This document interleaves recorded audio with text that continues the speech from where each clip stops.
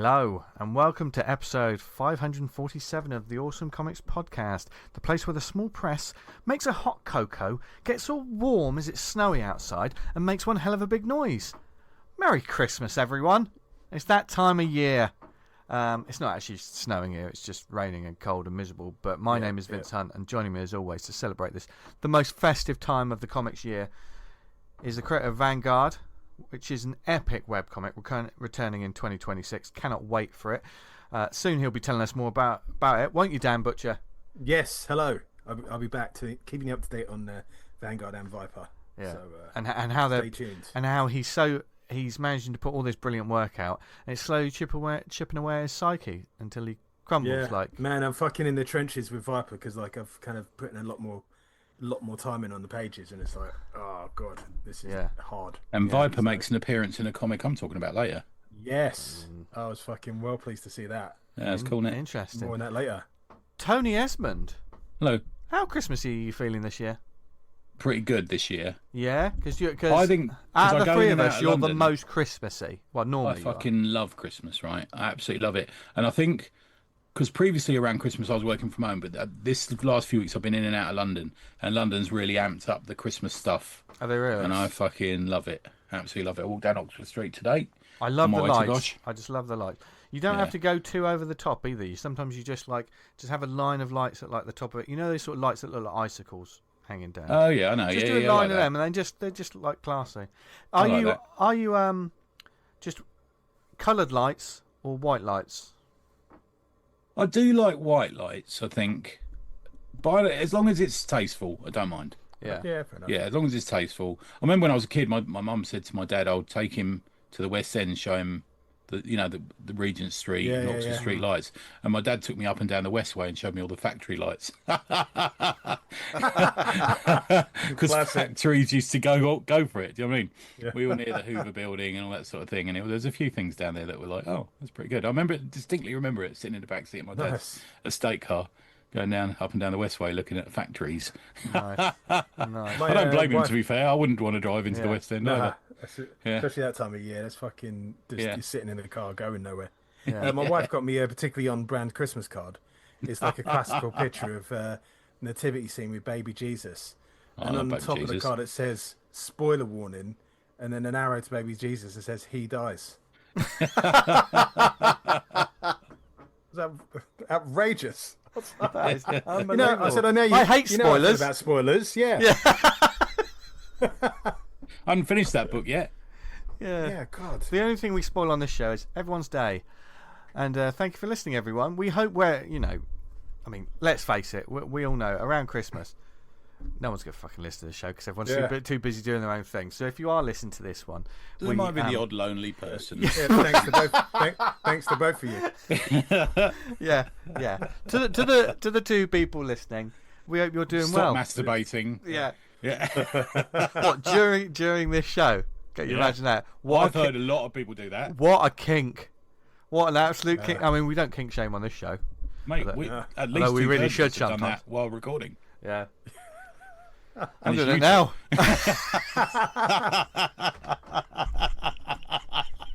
Just by default, someone's got to be masturbating while this is playing somewhere in the world. Yeah. So we can make that claim. I can't believe that anyone's having sex whilst listening to this, but masturbation is for sure. Christmas comes only once a year, but we do it plenty. So, darling, could you? What have I said? I'm trying to listen. I'm trying to listen to this bit. Tony's talking about the comic. So, hang on. Keep going. Move your hand up a bit and down. Dan's talking. Move it up and down a bit. It took about, I think, less than 5 minutes before this, jolly, festive, family-friendly show just went. It's always there in our minds. That's the thing about it, isn't it? Wanking. It's always there. We're thinking about it all the time. Is it? Yeah. I'm gonna keep coming back to you, Tony. See if it's still there during the show. Yeah, ask me later. Come in. Yeah. Did you just say coming? Dan's work on that sentence there. Coming. Right. You're gonna keep coming back to on the show. Yeah, mate. No more than 7 times though. Do you know what I mean? Otherwise it hurts. Okay, listeners, our lovely listeners. Make a tally of how many times we say "come on." on this Christmas episode of the Awesome Comics Podcast. Dan will send you a little pot with something in it. It's going to be a white Christmas for one happy lucky listener. Oh, we truly are wankers. And Yes. no, but seriously, we hope you're having a great time of year. I mean, Hope you get comics for your presents. yeah, Yeah, exactly. God, Yeah, I know. Us here in You the two awesome Pod All three of HQ, us. we always sort of share the comics love. Who sent me a fucking beard trimmer? Who sent me it? Want me? Oh, why would I want to trim that? That's beautiful. Yeah, that's The beautiful. longest it's been for a while, isn't it? Yeah. Excellent. Yeah. Wow. I'm like Have you guys like got a sexy Christmas guru. comic? I can barely see your tits. What? Yeah. You know, I always kind of I started a tradition of reading a comic on Christmas Eve. Yeah. This year I've got Harpy from Living the Line Comics, which turned up right. early. Yeah. Have you guys anything put aside? I've got the new volume of Metal Hurlants, there you go. which I've dipped into very quickly today because Vince B from EOC's written something in there. Oh, that's awesome. But the rest of it I've saved. So Yeah. and it's like a phone book now, and it is That's fucking great. quality. Yeah. Nice. I've got a small pile of books. I'm gonna put next to me. Tackle. I'm gonna take some from the shelf. A couple from the shelf that I've been meaning to read for a little while. Sit down with a cup of hot cocoa, in the comfy chair, and some other books because I mean, listeners, the presenters here, we gift something to each other, and I'm the only one that can't. I'm the impatient child that always opens his packages immediately. So I know what I've got, but the gents don't know what I've got them, or vice versa. Blah blah blah blah blah. So just to let you know, chaps, they're on the read lists. They're top of the pile. I was just reading this actually, which is the Crisis Christmas issue. Oh, okay. Yes. 2000 AD presents Crisis. What's happening on that UK. cover? They're sort of doing the conga at a party. That is, Oh, I think that okay. is Hitler, by the way. Just so we're clear. Oh, about wow. Oh, okay. that. Yeah. Is it really? It's not. The tash it's is not a really- bit big. Yeah, I think Is it earlier Stalin? on he had a bigger tash, didn't he? Oh, I don't know. okay. It might be Stalin. Don't know. Yeah. So I don't know what he's doing. We now. trimmed it down. What for year the did that odds. come out? I'm going to say like 90 or something like that. Let me look. What does it say? You I'd get say something like pilloried for 1990. fucking Yeah. putting Hitler on the cover of a comic nowadays, isn't you? Yeah. He's in as a joke. Yeah. Mark Miller's got the first Don't story think in it. it's Is it really? there you go. Wow. Mark Miller and Paul Grist, Insiders. Yeah. Wow. Nice. Wow. Well, speaking of Christmas comics, it is, of course, that time of year when we pick out a festive title to talk about, bask in its glory, enjoy reading it. This is always fun. I look forward to this. Yeah, we same. every year we do have a bit of a sort of think about what title to have, and then We tried to do a modern one, didn't we? Yeah. That's the thing. They were a bit ropey. Yeah. Yeah. Yeah. There's more to talk about when you go back to the classic issues as well, because Yeah. there's kind of choices and stuff that maybe wouldn't be made in modern day. So And they're Yeah. better. Sorry? Yeah. Who said that? Yeah. We and did like- try and do the Terminator one. Can I just briefly summarise the Terminator one so nobody has to buy it? It's the Terminator does that thing, the time bubble where he fucking Yeah. appears. And the bit where it normally says, give me your boots and your jacket, all that blah. Where he's in a department store and there's a Santa costume. So he wears okay, a Santa costume throughout. is that like? I imagine that someone come up with a premise for that and thought that's a good idea. Yeah. So, Then well, it what sort of happens just to the rolls rest on. of the comic? So, I don't know. Yeah, exactly. I don't know. Exactly. That's pretty much the thrust of it. Just I'll be honest with killing you. people dressed as Santa. Oh, that's a bit. Yeah. Okay. And in the past we've done Hellboy. There's been a Hitman. Is that the last? We've done more than that, haven't we? Last year was Hellboy, Hitman. Then we did Kitty Pryde. Oh, yeah, the X-Men one. Yeah. Yeah. So The alien one. this is fast. Yeah. Yeah, the fast becoming a tradition on this show. And Tony dug out this year's, Yeah. which is pretty cheap digitally, or on Marvel. It is in a Marvel book. It's Marvel Unlimited. It's on Marvel Unlimited, yeah. But you can buy. You probably find it in back issue bins as well. Be a little tiny bit pricey. You won't find it in a dollar bin, but I don't think it's going to be Okay. massive amounts. You reckon? Oh, we'll get into the reason why that We'll that have a might look on be. eBay in a minute. Mine's Yeah. like fucking. Was it $1.49 off of Amazon? Yeah. It came All right, out? okay. Yeah, Like, yeah. Mine was nothing. the same. Shall I do a look up while we're talking Yeah. on eBay? Sure. So this is. Should we say about what the issue is? Yes, Yeah, this is. I think it's got the cover date of March. No, so it's released 7th of the 12th, 76, but the thing is with cover dates, they were always forward in time. I think it's a long, I mean, I know, like, with magazines, they normally are like a month, aren't they? But it came just out... struck me that it's March. Do you know what I mean? That seems quite... But anyway, no, this is... cover date, yeah. It came out in December, 7th of December it came out. Brilliant. So 1976. This is The Amazing Spider-Man 166 from Marvel Comics. Now, the creators... straight up, I'll just read out the creators, because I love... Do you know what? One of the things I love... It just says it straight up at the first page, right there. Lovely, easy for podcasters. Len Wein, writer, editor. Ross Andrew, illustrator. Mike Esposito, inker. Glennis Wein, colorist. Joe Rosen, letterer. Can I just say, this is really up there as my favourite Spidey team. I know it's a bit sacrilegious. Do you know what? I don't think any opinion on, as long as they're good Spider-Man books, I don't think any. Yeah. Len didn't do a massive run. I think he did like 20 issues.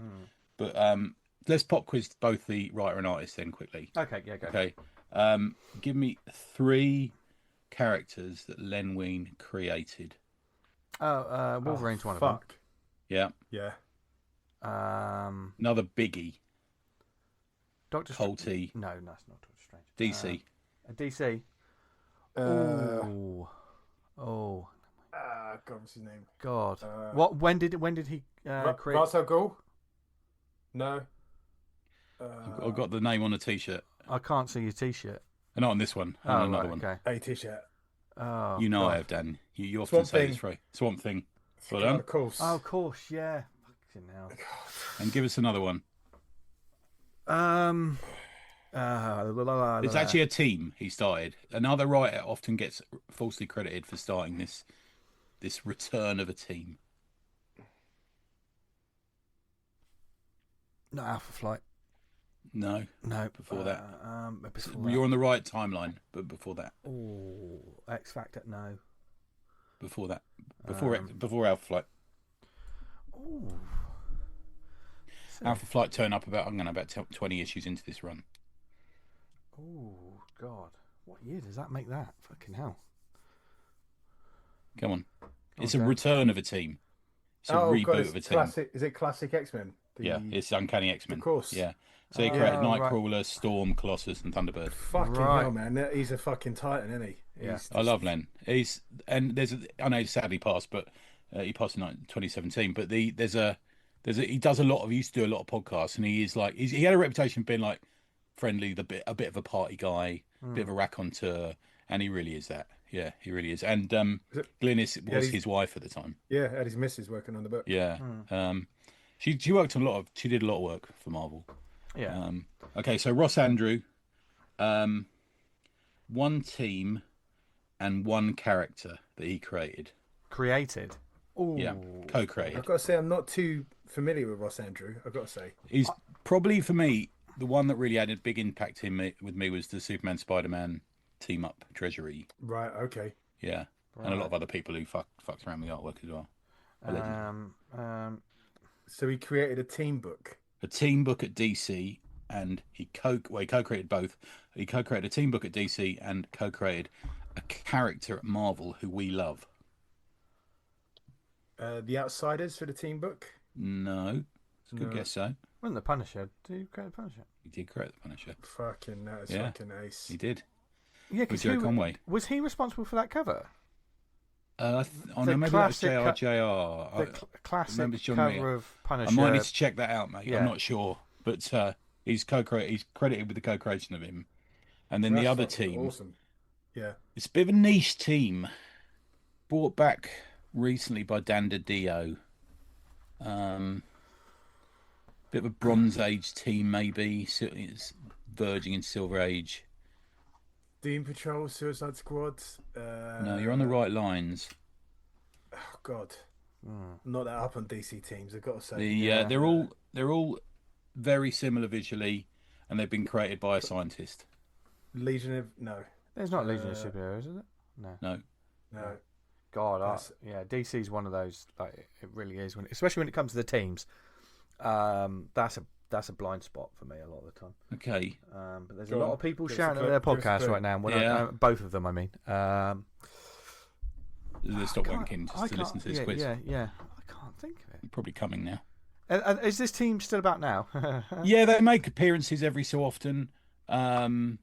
It's a female character and the rest are men. I think there's 5 of them. Not like the Metal Men or something like that, is it? Metal Men, yes. Is it really? Yeah, Metal Men. Fucking hell! I don't know why. I just suddenly that popped into my brain because I remember them. This is my train of thought at the time because I was thinking Justice League. I was thinking it can't be the Justice League.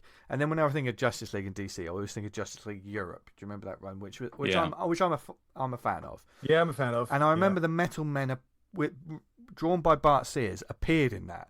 And that was, he did draw them well, didn't he? Yeah, and that was how they popped into my mind. And when you said there was one woman and the rest of the bloke, I pictured when they appeared, and I thought, is it them?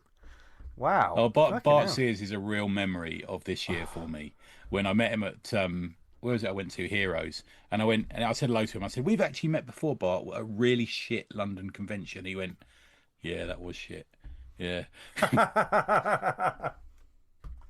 He's the last London Super Comic Con, wasn't it? Yeah, it was. Which was a great couple of days. Great couple of days, but sales wise, wasn't really anything. Yeah, good fun. Memories were made. A couple other things for Len Wein. Thought he also created Human Target. Nice. Edited Watchmen. Interestingly, and was a real hands-on kind of editor. Yeah. Hired at the same time as his buddy Marv Wolfman to work at DC. His first superhero work was Daredevil 71. He co-wrote it with Roy Thomas. Short-lived editor-in-chief at Marvel as well in 1974. He was part of the helping with the first it's kind of the second wave really of British invasion because he worked on Green Lantern with Dave Gibbons. Do you remember that short little run? No. Find that really nice. You can see how much Dave Gibbons loves superhero comics in that. Editor-in-chief at Disney Comics.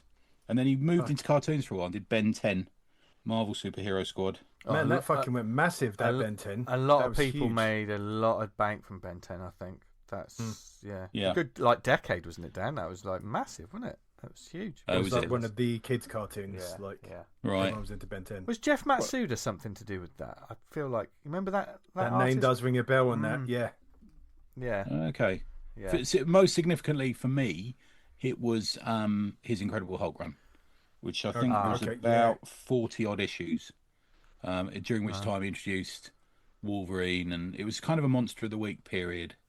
Yeah. Good little run. Was that the one where he's traveling around in the van, Hulk, and he's sort of jumping across there's sort of a lot of it. He's jumping across America, and he meets and Canada, I guess. And he meets Sasquatch and Wolverine in one issue and that sort of thing. Yeah, it's good. It's good stuff. Ross Andrew worked a lot with Mike Esposito. They were friends from high school, which is he inks this, doesn't he? I think Michael Esposito. Man, that's fucking great to be getting a job like this with a friend from school. Yeah, A dream. Started out in 1940s animation. He was quite old at this point. When he died in 93, worked on newspaper strips. Bern Hogarth pulled him out because it was SVA. Before that was the Bern Hogarth Illustration School. And Bern Hogarth took him out of the class to help him with Tarzan. And there's a physicality about him, I think, that works here somewhere. And they Esposito and Andrew shared a studio with Jack Abel. He did 9 years on Wonder Woman. It's a long stretch. All That Time Forgot, Rip Hunter, Sea Devils, The Flash. I really liked his Flash stuff, actually. And he did some work on the 80s Vigilante, which I also liked. But yeah, for me, we're going to talk about this later. Pretty much my favourite Spider-Man artist. I was reading him in. Do you remember when? I don't know if you remember when Marvel UK did the sort of landscape comics, and they had 2 on a page. I think I read this first in that. Right. I certainly read a lot of his comics in there. Yeah. Right.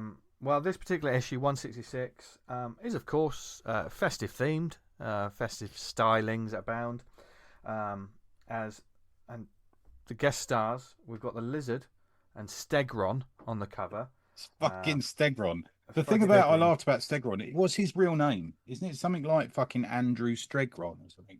Probably. Is that right? Vincent Stegron is his actual name. Oh, he's got a good name then. And then he actually became. Yeah. That's fucking weird, isn't it? It's like Jake Jurassic. Wonder what's going to happen to him. it's quite a thing, and it's one of those. It's a great cover. Like, look up the cover now as we're speaking. Very Christmassy as well. It's very Christmassy, but it's classic sort of hero caught in the middle of two villains, as it says. This is quite a claim. It says on the fucking cover. It's a holiday holocaust. I know, that's a fucking weird word you say. Yeah, we call it the War of the Reptile Men, which is the title of this issue, and Spidey is caught in the middle. Because War of the Reptile Men was used a lot. It was used a lot since, wasn't it? Almost like 15, 20 years later. I think didn't the Todd father, didn't he have a story called War of the Reptile Men? Really? Okay. Like that. Really? There's certainly been a collection of some of his lizard stuff that's called that. Yeah. On this cover, you've got Spidey with a back to the reader, and you can get away with it with Spidey. Yeah. You don't want to do it every issue. No, I'm not a fan of it all the time, and it works sometimes with Spider-Man, famously in walking away from his fucking costume. Yes. But and also it's another scene that doesn't happen in the comic, does it? I don't think. No. For reasons that we'll touch on. We're not going to read through this comic page by page and let you know what's going on. We'll give you an overview and then we'll jump down. It's fairly straightforward comic. Yeah, it's pretty straightforward. He fights the lizard and he fights Stegron. Yeah, it's a classic. Although the lizard and Stegron fight, we'll get into that in a sec. Because there is one unbelievable thing in this. I know what you're saying now, Dan. There's one unbelievable thing, but we'll get to it, I guess. Yeah. Stegron was a Shield agent. Right. Okay. Was it? Yeah. See, I don't really have any fucking memory of Stegron. He was a bit of a sort of laughed at as a character for years, wasn't he? Yeah. He just got dinosaur man, basically. He was Dinosaur Man. Yeah. That's basically like what the dinosaurs where the lizard is a lizard man, and he knew Kirk Connors and he copied him, and he this is how simple it is to become Stegron. You just inject dinosaur DNA into yourself, and you become a dinosaur man. Yeah. I think that technically, scientifically, is perfectly solid. That's why I'm not allowed to go to the Natural History Museum anymore. Yeah, it's true. You're absolutely wrong then. First appearance, Marvel Team Up 19, instantly. Oh, right. Now, this particular issue is a very classic one and done, essentially. I know there's been lead up to it because they say on the sort of first page, you know, even though it's Christmas, the threat of Stegron, the dinosaur man, is hanging over the city like a bad case of smog. Great first page. We start off with. Yeah, I love that. We were talking about this a bit before we came on, weren't we? It's almost like a ghost of him over Spider-Man. Overbearing in the city. Yeah, it reminds me of the sort of thing that Gil Kane did quite a lot of as well. And there are similarities between the two, I guess. He does sort of say why aren't the Avengers ever home when you need them? Yeah. Because I love that. That was the most crossovers. That was the most crossovers we often got. Now they're in each other's fucking pockets every 5 minutes, aren't they? Yeah, exactly. Yeah. And it just pretty much tells you, well, Spidey's got to do this on his own. And he wants Kirk Connors' help, but when he gets to Kirk Connors' house, the lizard's there. So and the lizard immediately wants to fight him. But then he says the lizard, cripes. That's one thing I never considered. You're going to the lizard's house. You're going to Kirk Connors' house. Because this is at a time when Spidey and Kirk Connors getting along swimmingly because he's helping their family, which is touched on later. I think there's an important point to come out of this page, and I think it's something that people don't consider these days, and it's one of the reasons for bringing back thought balloons is if you've got a solo character, you need thought balloons. Yeah. Because he's not got anyone to talk to. I know Spidey does sort of, smart aleck kind of comments, but to have that thought balloon for a single character, I think is he has to. Yeah. Let's 2026 bring back thought balloons. Do you know what I mean? Let's I think when you do single characters, that it's a lot. Unless you give them like a companion, which they're kind of riffing with all the time, thought balloons is the way to kind of go because you're more with him, aren't they? Because when you hear their musings and stuff. So, and it's more like June, which I love. Spidey and Lizard are having a fight, but Lizard doesn't care about Spidey because his problem is with Stegron. But why? And also the shittest reason that Spider-Man loses him because a car goes in front of him. Oh, yeah. I laughed at the line. There's a wall of homicidal roadhogs between me and that manhole. The manhole. We've all been there, girlfriend. Yeah. There's a couple of lapses, not mean to have a pop at. It's a right swing at the New York traffic, though, that isn't it? That is the right of being right. Okay, this is how I feel about the traffic. Spider Sense might have been having a bit of an off day in this issue. It doesn't go off, does it? He gets poleaxed a couple of times by people, and it's like, wouldn't the Spider Sense have told you? All he needs to just do is jump over the cars and into the manhole. Yeah. I mean, he can dodge like fucking lasers and everything. Like you got to go over a couple of cars and down. I do Don't notice matter. That's fine. The lizard pulls up like the manhole cover, and you know how heavy and beefy those things are. He throws it at Spidey. Spidey ducks, and it seems to hit the door of like a hotel, and it shatters like a plate. How thick is that door? It's gone. It's gone green as well. I think that's just one of those. If it's on that wonderful dirty paper, newsprint, you don't notice. That would fucking manhole cover would sive through that fucking building. I think cut people out. I think I've got to say that. Go on, Dan. No, I'm going to go on to the next page. So okay. Well, I'll just briefly mention the digital colouring. Obviously, we've talked about it before. Sometimes with these old ones, not digital colouring, the old colouring, which is more basic, flat colours and stuff. Normally, when you see these, you're reading it on an iPad, but it's an old 60s, 70s issue. It can be quite jarring because some of the colours are, colour choices are quite bright and in your face, probably because of what it was printed on. I actually think a Spidey comic is one of the ones that works better because that red and blue of Spidey is consistent and just looks great throughout. Mate, I love it. Look at panel 5 on that page we're looking at, and he's in the foreground, and the tail of the lizard is disappearing down the manhole. Yeah, it's so vibrant. There's a real depth to that panel, Yeah, really works. Yeah, I love that so much. So Andrew is fucking great. Yeah, after he's lost the lizard, because so much happens on this page. This is. How many? That's 5, 6. That's an 8-panel page. Just packs it with just wonderful kinetic, And we're not talking about loads of stuff that's heaving in detail, but it's moving. It's different angles. It's beautiful stuff, and he's drawing cars. But on to the next page, Dan. After he buggers off back to the Connors house. He goes back up to the apartment to see Mrs. Connors, and she's kind of like picking up Christmas presents. And he says, "Oh, hope you don't make me dropping in like this," because he's jumped through the window. She goes, "Oh, Spider-Man, nice to see you again." Yeah, don't come in the window, mate. You fucking weirdo. Don't come in my window. Weirdo. And he's like clearing up, and he goes, "Let me help with things, then we'll talk." And she says, "Talk about what? About how my entire life is coming apart." It's like, easy. It was going to be such a nice Christmas, Spider-Man. Yeah. A dinosaur man attacked my apartment, stole my son, and then my husband turned into a lizard and jumped out the window. How's your Christmas going? I wish that was the dialogue. I've got to tell you, Dan, that bottom left has got to be the panel for the player on Substack. Yeah, putting the tree up. That's fucking marvellous. Yeah. So we're going to put the tree up, and then I'll calm you down, and we'll talk about it. What's to talk about? It's a fucking nightmare. Yeah. So my son's been kidnapped over Christmas by a dinosaur man. So basically, we learn the Connors family. And the weird thing is, her son just looks like a bloke, but shrunk. Yeah, yes. He does. He looks like a fully grown man. But yeah, what we learn is the Connors family all setting down for Christmas. Stegron turns up, kidnaps the child, and basically says, "Kurt Connors, you have to work on this thing for me. You got 48 hours. You got 48 hours, or I'll murk your son." Something like that. But the chemical reaction, the strain of doing it, the effort, the unimaginable strain were just too much for him to endure. And the chemical reaction that turns him into lizards was it happened once more. Had he not turned into the lizard? I mean, Tony, sorry if I'm putting you on the spot here. There's so many issues. At this point, had he not turned into the lizard for a long time? Yeah, I mean, the lizard is what? Is it issue 6 of Amazing Spider-Man? He's been about for a while, so we've seen him appear a lot. Yeah, but there are times where the lizard's always there, and then Kurt Connors has control of it, and then it's backwards and forwards. It's kind of a perfect sort of villain conceit, isn't it? Because if you can't think of anything else, just kick that off again. And it really is. The good thing about that page as well is we get the way that Len and the art team do this is. You get like a fucking great panel at the top. I mean, Stegron's great in that panel. There's a real presence to him, isn't there?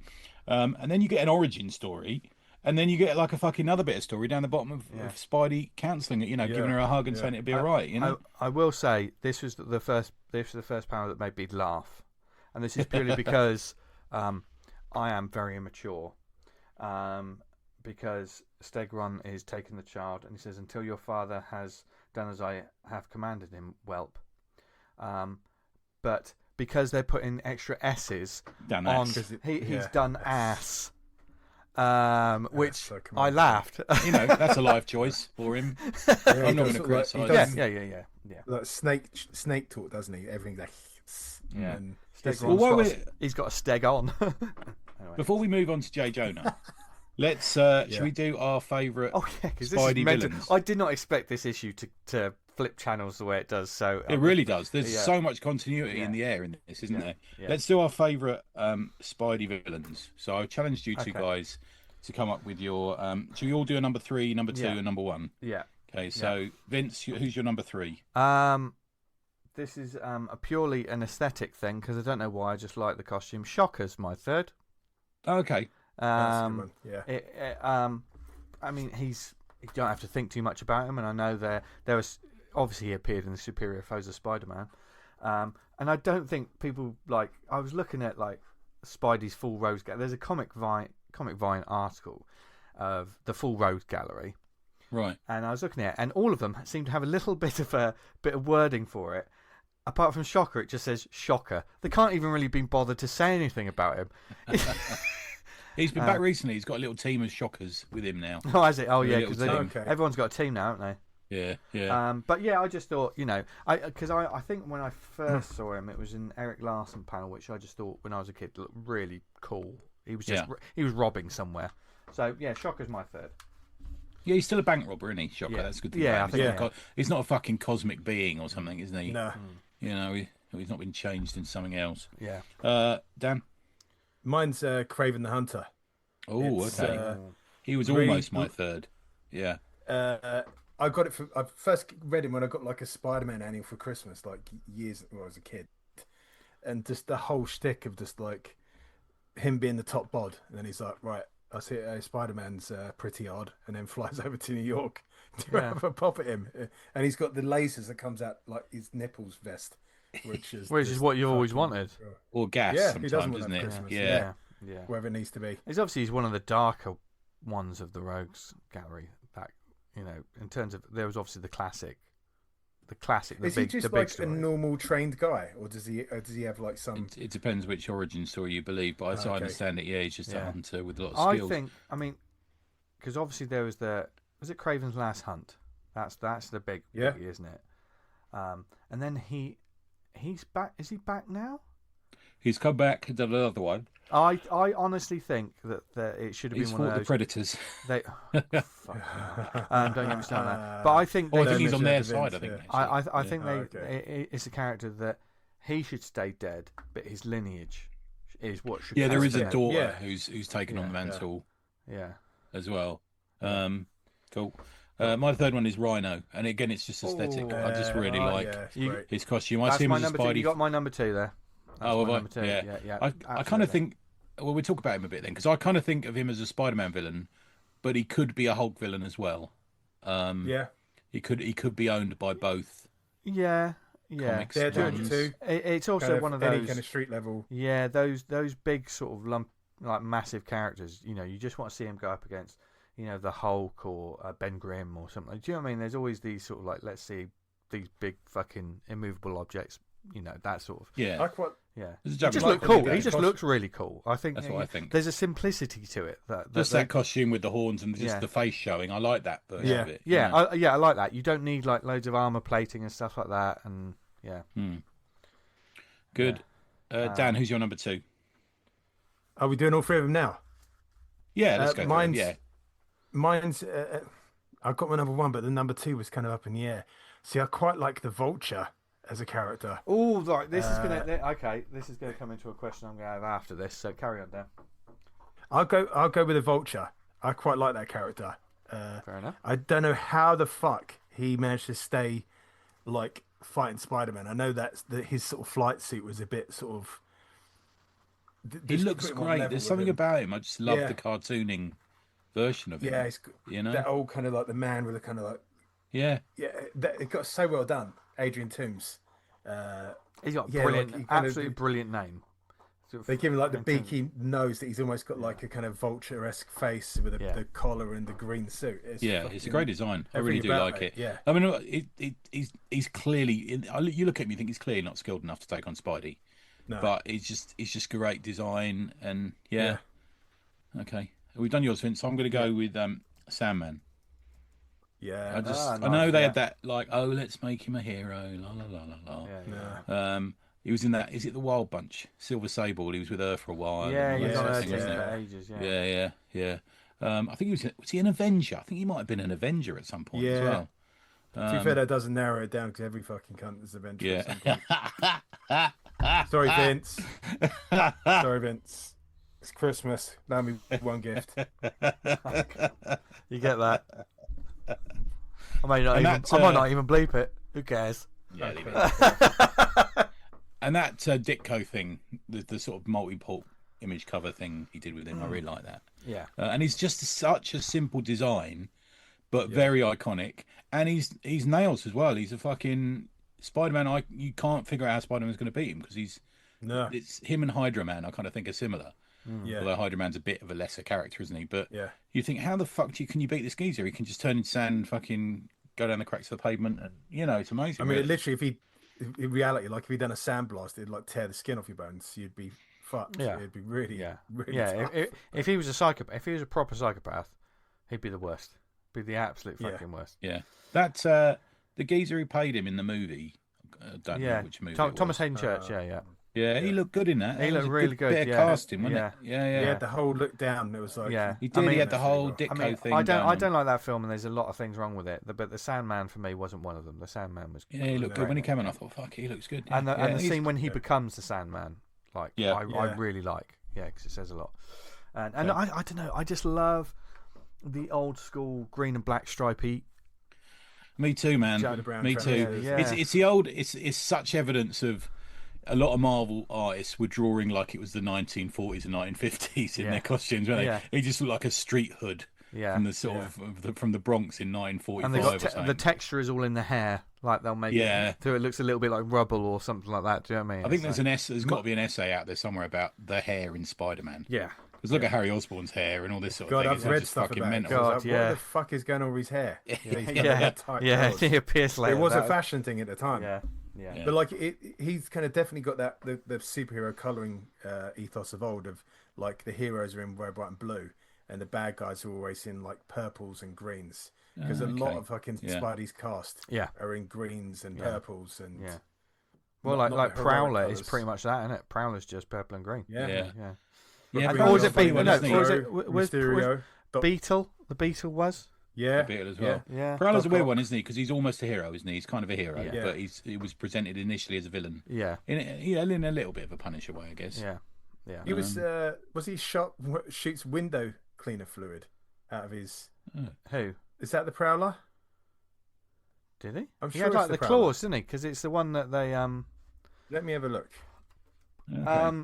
But are we on to my number one? Yeah, let's do number ones. And I think it's something we all love, because who doesn't love Doc Ock? I mean Doc Ock. Doctor Octopus. So I think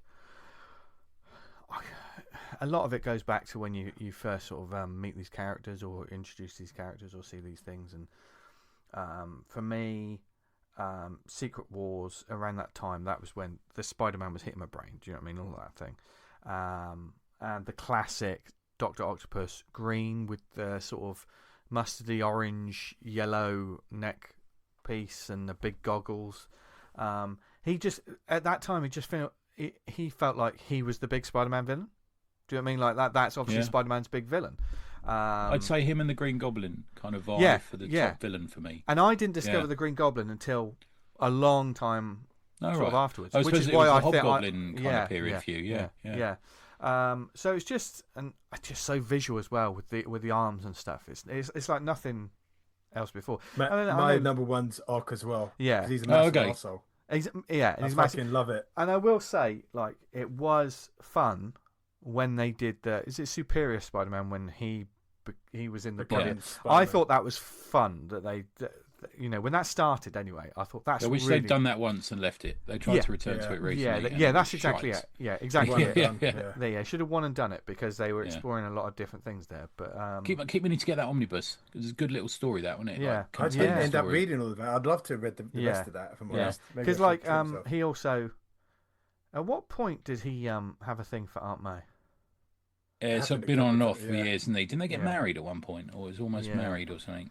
It's kind of like, I've got a new fellow on the go. Who's that? It's like, oh yes, Dr. Otto Octavius. Otto Octavius. It's Yeah. just, and that for me, that is pure comics superhero. His name is Otto Octavius, and he's Dr. Octopus. Yeah, It's amazing. like Vincent Stegron. But he's not. He's such a weird body type as well, isn't he? Yeah. He's just so Ditko. Yeah. It's just such a weird fucking. It's the whole design. kind of fucking bowl head haircut with a big chunky glasses. So strange. So it's like when the cartoon came out in the sort of early 90s, early mid 90s. Yeah, no, it was early 90s. That brilliant animated show.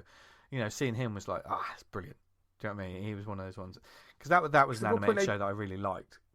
They started decking him out in the lab coat because it used to be just the kind of. It used to be just the classic. You know, when the villains were all dressed up like the superheroes, weren't they? They all had their villain. And again, they fucked around with it too much recently. Yeah. Yeah. Can I just circle round to Prowler just so I'm not going fucking mental? The original Prowler, Hobie Brown, was a bright but frustrated window washer who invented pneumatic devices designed to make his job easier, including wrist and ankle bracelets that could shoot various pellets, including those filled with cleaning fluid.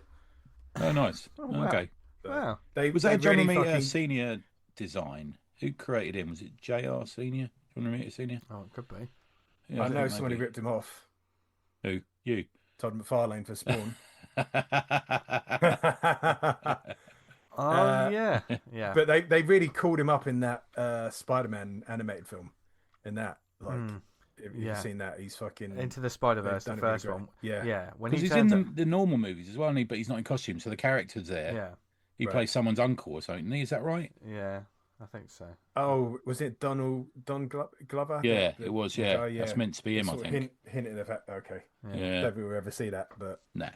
My favourite's Electro. Oh yeah, I just really like that. I think he's another one that's like a genuine threat.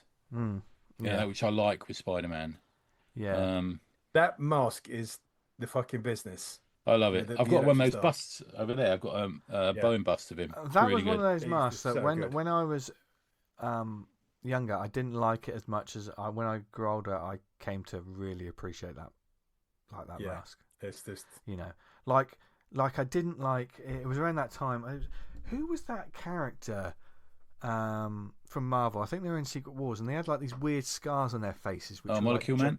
Molecule Man. Was it Molecule Man? He had like these weird scars. Lightning bolts. Lightning bolts. Yeah. Now, it always struck me as you don't think about it at the time, but it really strikes you as a visual image. And the Electro one, there's nothing like it.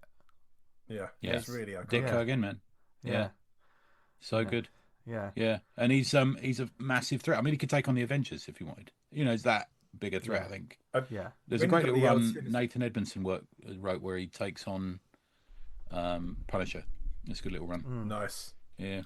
I mean, when you had the Sinister Six get together, it's like Spidey's in fucking trouble because each one of these is like massive heavy hitter. Yeah, exactly. The fact that like when then the Sinister Six, what a brilliant fucking name for them, and you just think this is unreal. They've banded together. Who that used to be? That'd be Electro, Doc Ock, Rhino. Rhino? Oh God, was the Sandman Rhino going it? Was Sandman one of them? It did change, and there was also a Savage Six. If you knew that, Stegron was in that. Yeah. Who were the original comic lineup? Dr. Octopus, Vulture, Electro, Mysterio, Sandman, and Kraven the Hunter. He was one. Yeah, it seems a bizarre sort of mixture, isn't it? Yeah. Other common members: Rhino, Scorpion, Chameleon, Green Goblin, and Hobgoblin. I do like Scorpions. Yeah, same. Like the OG Scorpion. I really like that design. Yeah, I think it's good. Mac Gargan. Oh right, nice. Remembered. Yeah. Another bit of information that resides in there for some reason. Yeah, but all the girls love. The thing is, a lot of Spider-Man stuff comes from I mean, I like it best when it's that street level. He's not fighting to save the world; he's just fighting to save the neighborhood, kind of thing. Or a bank robbery. A bank robbery. Yeah. And like you say, the Electro thing could be taken to that max. But me personally, I don't like it when it's like. I mean, I like the moments, knowing that this character. But I like that these sort of villains are in that. I like the fact that Electro's bursting with electricity. 10 feet off the ground. He's got two bags that have got a dollar sign on them, which is just robbed from a bank. That's kind of my ideal, really. Yeah, Yeah. I always like it because those villains that wouldn't have the the expansion idea of I could do a lot more with this. Yeah, because it's like I've got all this power, I can get rich quick. That's what a lot of them were. That's what was brilliant about them. Okay, just before we jump back in, just before we jump back into the issue. Okay, here's my question: who's the one sort of Spider-Man villain that you never cared for, that you weren't bothered with? I'll put mine up front. Yeah, because mine was the Vulture. I never really cared for it. You know, when I talk about when you see that villain is on the cover of the issue, and you're like, well, you know. Okay, I'll read it, but what does nothing for you? I'll tell you my one. Vermin. Yeah. Okay. No, just... Which one was Vermin? Was that there?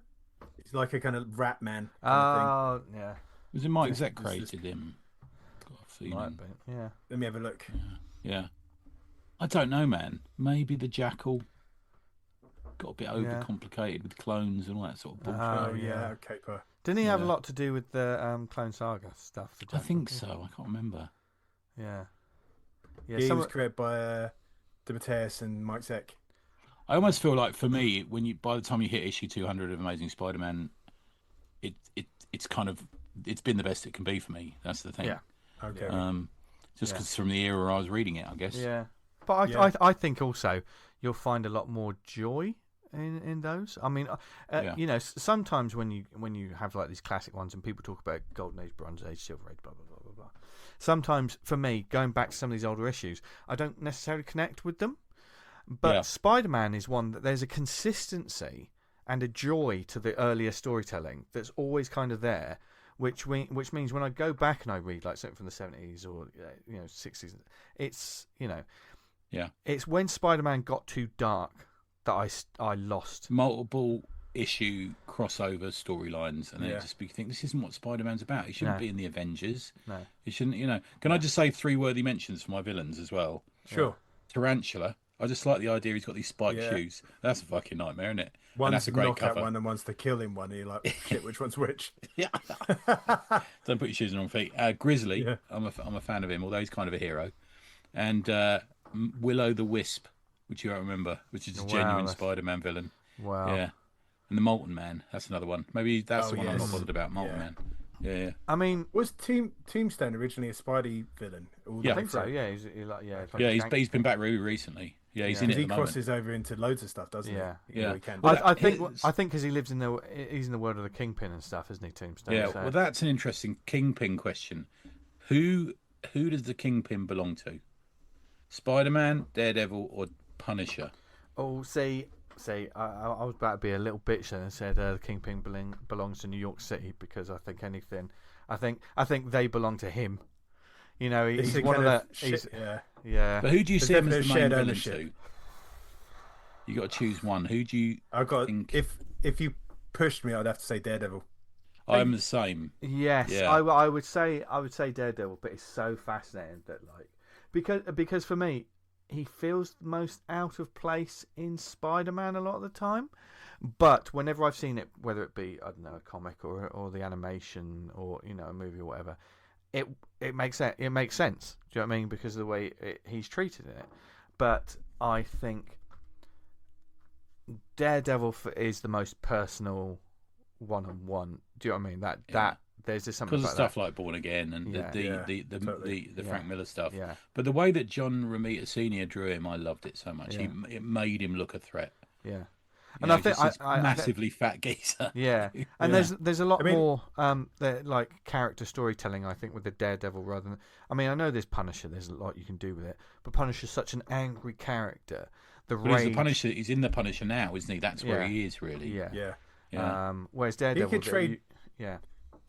Kingpin could fight Spider-Man, which is like on he can fight fucking anyway. He can fight fucking anyone most of the time. Well, he was on Krakoa for a while as well because his we all were. Yeah, Typhoid Mary was his missus, and so he got obligatory. Okay. He was allowed to live because he was obviously wanted in New York.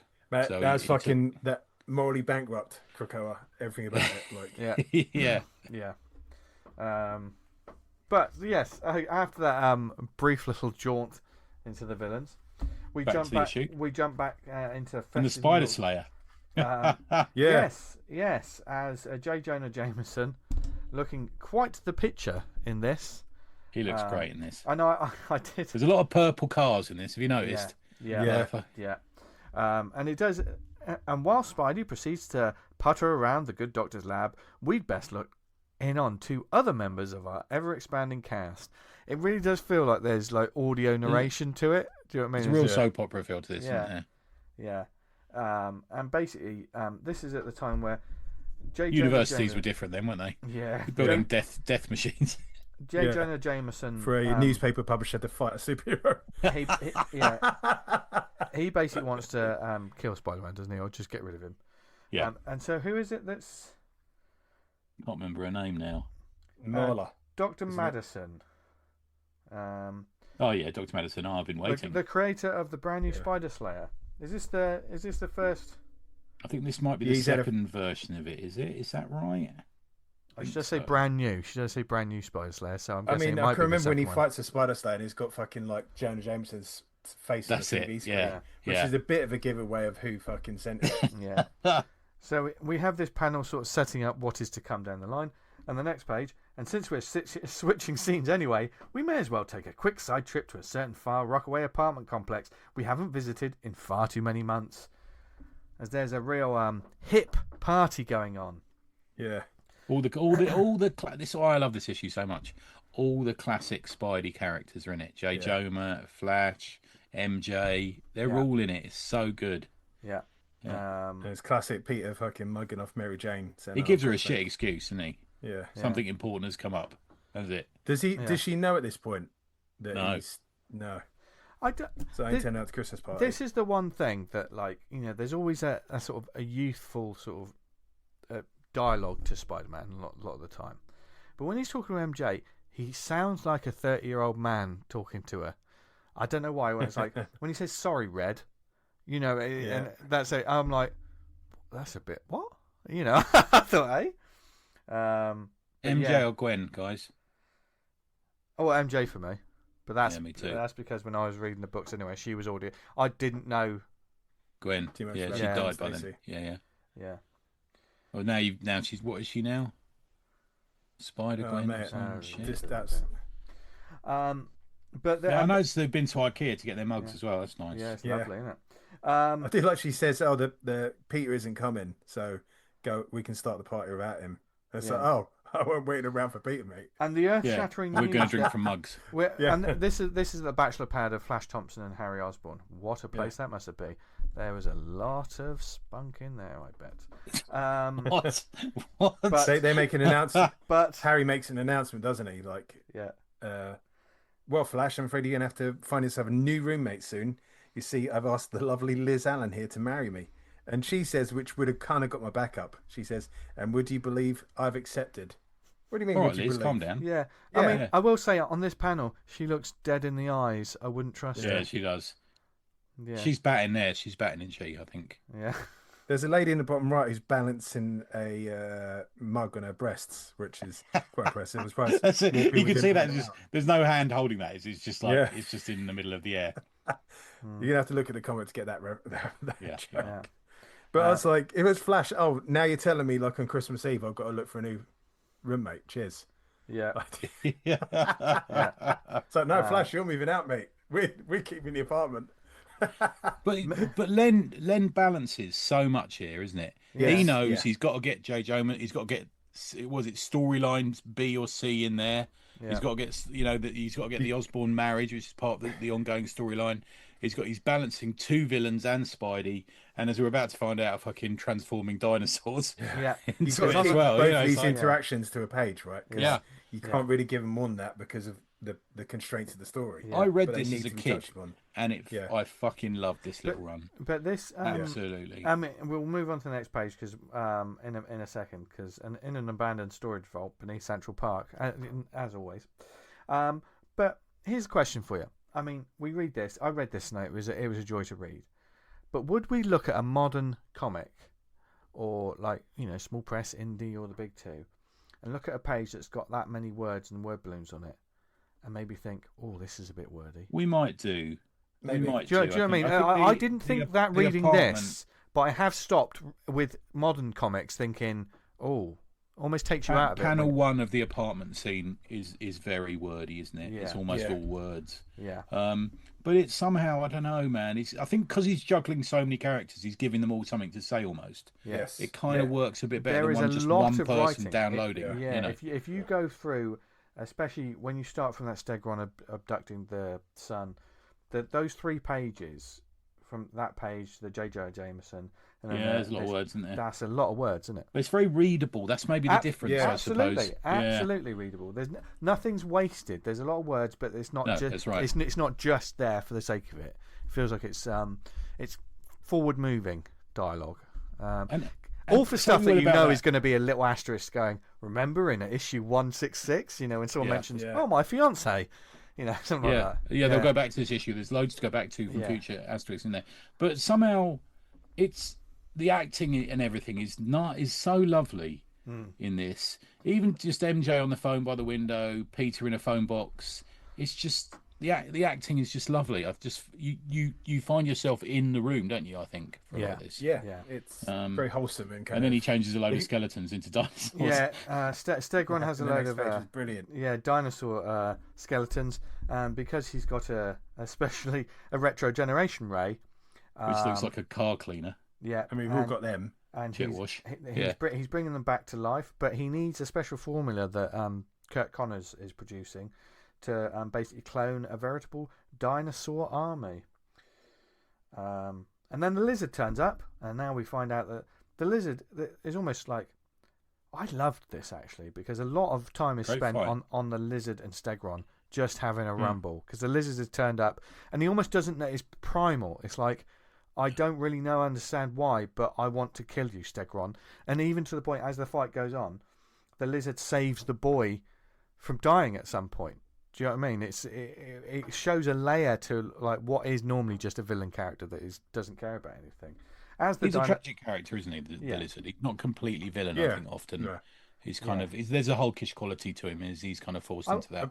I will say, I always wonder what happened to his arm when he transformed back into. Did it fall off like a lizard would, or that would be a really cool thing to do. I think it just yeah. But one thing I will say is like the way that the art is in this. He really does look like a lizard. Some people, like when modern artists or like some other artists do him, he's almost more dragon-like, almost like Killer Croc-like, And when he kicks him in the face there, his mouth open with the chud, panel 2, really good. Yeah. There's a lizard, almost frog-like. There's an amphibious quality to him, rather than I'm a dragon or I'm a fucking alligator or something like that, which some people I think lean into the more monstrous effect. But he's a lizard, for God's sake. Yeah. Yeah. This is a great fight. You kind of feel that I kind of reading it thinking the lizard's in trouble because Stegron is kind of the lizard but on steroids, isn't he, in a way? Yeah.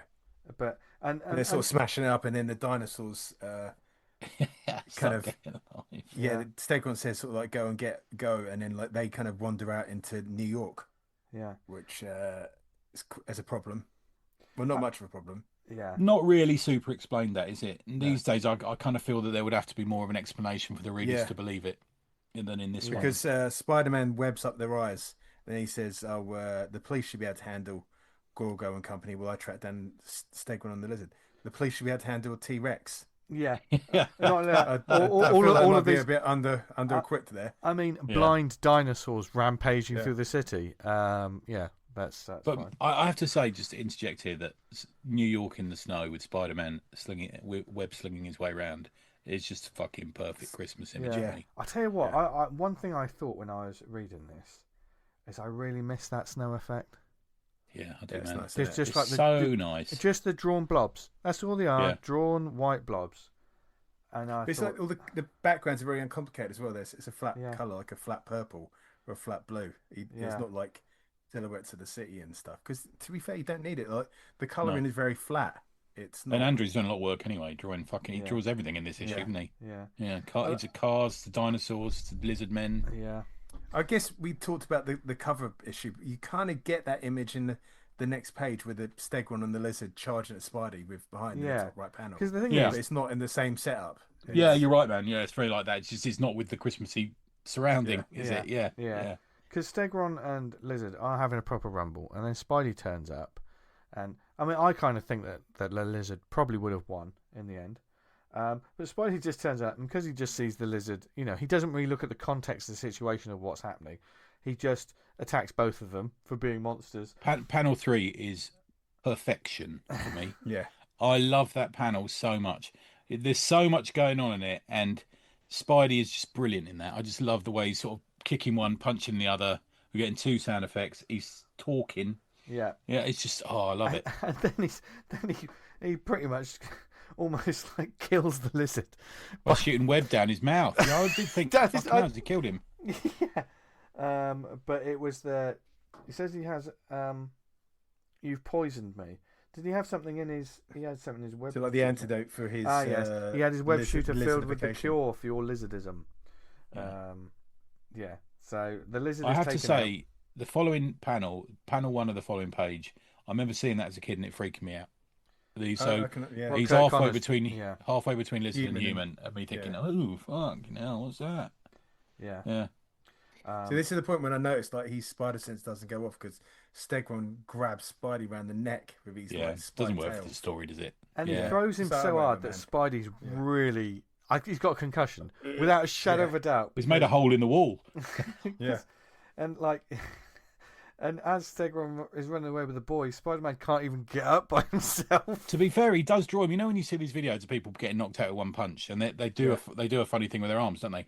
He almost captures that with him in that panel, doesn't he? Sort of half sort of punch drunk, kind of like not quite.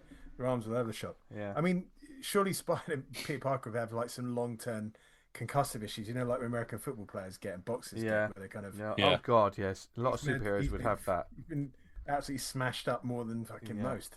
Well, while we're talking about the art in it, let's do our top 3 Spidey artists, shall we? Yeah, might be a good time to do that. And we'll go around. Dan, let's start with Dan instead this time. Number 3, John Romita Jr. JR. Okay. Yeah, he's just done so many of my favourite stories of Spidey. Right, man. Yeah. Yeah. We take him for granted. He's not as good as he used to be, but we do take him for granted a bit. I do love his stuff. Yeah. Just love reading it. It's iconic. I think and it was I have to agree actually with you, Dan. I think think about it. This is one that I was sort of and ahhing, but like just looking at some of like the older sort of classic versions, the Spider-Man that I come to know, it feels like it originates in some way from that. And I know some people will go Ditko and blah blah blah blah blah, but for me, I think it's John Romita for me. I think I will second that. John Romita Senior, sorry. John Romita Senior for number 3 for you. Oh yeah, Senior. Yeah, Senior. You're junior, aren't you then? Yeah, junior. Right, sorry. Yeah, that's fun. Yeah. And I know Junior's got some classical ones, but Senior's, don't know, just feels more classical. We'll hear more compared to the other 2 versions that I've got. That kind of I've got a classical one, and then it sort of moves forward in time, as it were. Okay. For me, it's Ross Andrew, number 3. It's this dude. I tell you what, it's a lot of my childhood. I think after this, and probably looking at other issues that I've read, and that this would probably be my number 3. I can see this one becoming my number 3. Yeah. Have you read Superman Spider-Man? The Treasure? No, I've never read that. Never read that. There's that famous panel where you're so hard when he's punching him. That's what most people know of it these days. But they're re-releasing it next year. I think it's some kind of anniversary. Maybe it's the 50th anniversary or something. Sort of reading that. Yeah. So maybe we'll do that. Should we do that as a bit of a shout when it comes out? That's a great idea. I absolutely love it. Yeah, it's really up there, top 10 comic for me. It just is imprinted in my eyeballs. Wow. Yeah. Interesting. Yeah, really good. Number 2, Dan. My one, I'm not sure this would be controversial. This is probably, I don't know about you, the later Spidey artists don't really do it for me. I'm kind of like Eric Larson. I fucking grew to love. I like his as well, yeah. Man, his work on Spider-Man is his career best for me. Like, he packs some panels in on that, man, as well. Yeah, fucking hell. Some of the stuff he puts in those things, and the energy, everything. He's my number 2. He is my number 2. He was so kind of, him and Zek were such a big influence on my art style. Yeah, he did this. Love it, as well as like just the real, the visual storytelling of like how the faces of people, you know, that sort of bulky sort of look to it. But for me, it was the way that Spider-Man had he was more bendy. Do you know what I mean? Like when he moved through his like knees would then come up to his chest. Do you know what I mean? When he jumped through the air, or you know, sometimes he'd move and there was almost like someone had taken a still shot of a hurdler. Do you know what I mean? Where one foot's kind of out and like, you know, and the way he did the hands. I always remember it, like his hands were very good. The way Eric Larson's hands. Sometimes his fingers were like quite pointed, and I sometimes have to stop myself from doing that in my stuff. Yeah, like really kind of sharp points to the fingers that Larson used to do. I was like, no, don't do that. That's wow, okay. Is it because the Todd father gets a lot of love, more unnecessarily gets more love than Larson around that time, doesn't he? I think, but I think he didn't. Larson predate him on Spider-Man. Is that right? Yeah, I think he did. I can't remember now. I'm not sure if he started and then Todd came along, started doing it, and and then he did, obviously got the Spider-Man series, didn't he, Todd? After that, okay. Yeah, mine's was Larson doing amazing as Todd was doing Spider-Man? Maybe, it could have been. Yeah, you might be right. Yeah. He did a very good Doc Ock as well. I remember Larson did. Yes, he did. Yeah. And what were they called? The female team that attacked. They were really good. Yeah, they looked like they could throw a punch. You know what I mean? It's they like redesigned them and they look fucking shit. Like you know, in the 2017 period. Right, and I think that leads into Savage Dragon. That period there really reminds me of what he then goes on to multiple characters in Savage Dragon. Because all the character designs were fucking just off the chain.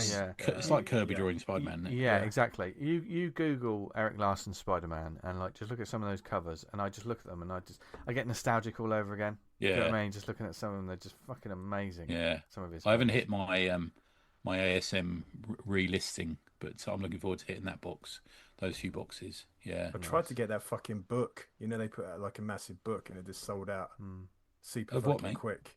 Of Spider-Man with Lawson on the. Oh, did they? Right. Yeah, Amazing Spider-Man. It was. Okay. Shit happens.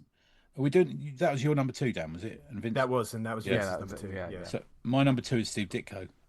I don't think you could have Spider-Man without him. He almost made it to number 1. It was like I've scribbled it out and written it about 400 times. The number 1 is more due to my age, but if you go back and read Ditko now, it's eminently well drawn. I think Johnny Cannon, go and read Johnny Cannon's Substacks, really good. He writes quite a lot about Toad, but he writes a lot about Ditko as well. And he features, I think, was it on the Slack? He put a panel which just shows Spider-Man the side of Peter's face in the foreground. You know, such great layouts. And we wouldn't have Ditko, we wouldn't have Spider-Man like we do today without so many characters he created, so many environments, you know. And I'm sure it was just off a phone call with Stan. Stan would say, "Oh, let's have him fighting the Beetle this week," or whatever, you know, or Sandman or something. But just beautiful, beautiful stuff. Yeah. Yeah. That's cool. Amazing. Number 1, Daniel. Can't go wrong there. Mine's Gil Kane. Oh, nice. I had Gil Kane as a worthy mention. Man, fucking for me, the Spider-Man Punisher cover is just absolutely fucking amazing. It's been homaged so many times. There's so many stories I've read with like Gil Kane drawing Spidey, and looking back at like some of the stories he's done and worked on. Oh, it's lovely. It really is. Apart from Ditko, which is kind of like, I feel like he's just almost above and beyond it. Do you know what I mean? Like, you can't go around talking about Spider-Man, Ditko, but some of Gil Kane stuff's lovely, man. Great article by Eamon about him in DUI as well. Really cool. Brilliant. DUI 4. Do you know what? You know, looking at it, it's one of those things that's the joy of doing things like this. It's like you go back and you look and you rediscover and things like that. But the way that he draws Spider-Man, I think, do you know what, it's making me sort of doubt the choices I've made. Do you know what I mean? But I think I can totally see it. He did that. There's an omnibus. I just googled it of the classic. Spider-Man's there in like a sewer, and there's all this water sort of pouring down as it's flooding. It looks fucking amazing. He's but done that I one think where, he does the Morbius shape of the pimps head. up in He does Spider-Man. the shape of the head and the jawline of Spider-Man really well. Yeah. Yeah. Yeah, Gil Kane's amazing. Try and find an interview with Howard Chaykin and talks about Gil Kane. I mean, Gil Kane has his faults. There's a lot to be said for Gil Kane. I mean, he was making a lot of money. He had a nose job done on his money, didn't he? But he may have made that money somehow a little bit nefarious. Not time to go into it, but yeah, there's some.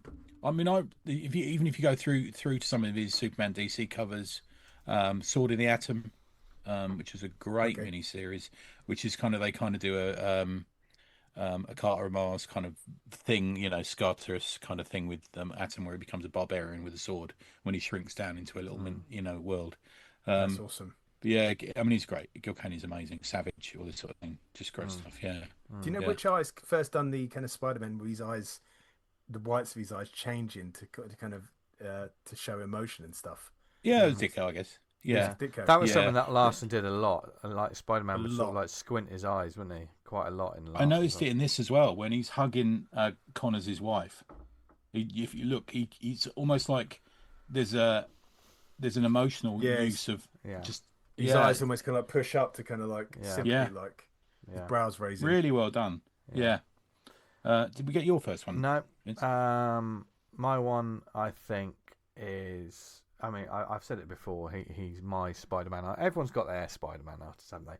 From when they read it, and just worked the best. For me, he also drew the best Venom. A very overwrought character these days, but at the time, so good. He also did the Ultimate Spider-Man. It is, of course, a Mark Bagley. I mean, for me, I know he did loads of cool stuff on Ultimate Spider-Man, but I had left the Spider-Man train by then. It was what he did with like the Amazing Spider-Man and stuff that was like, it's just.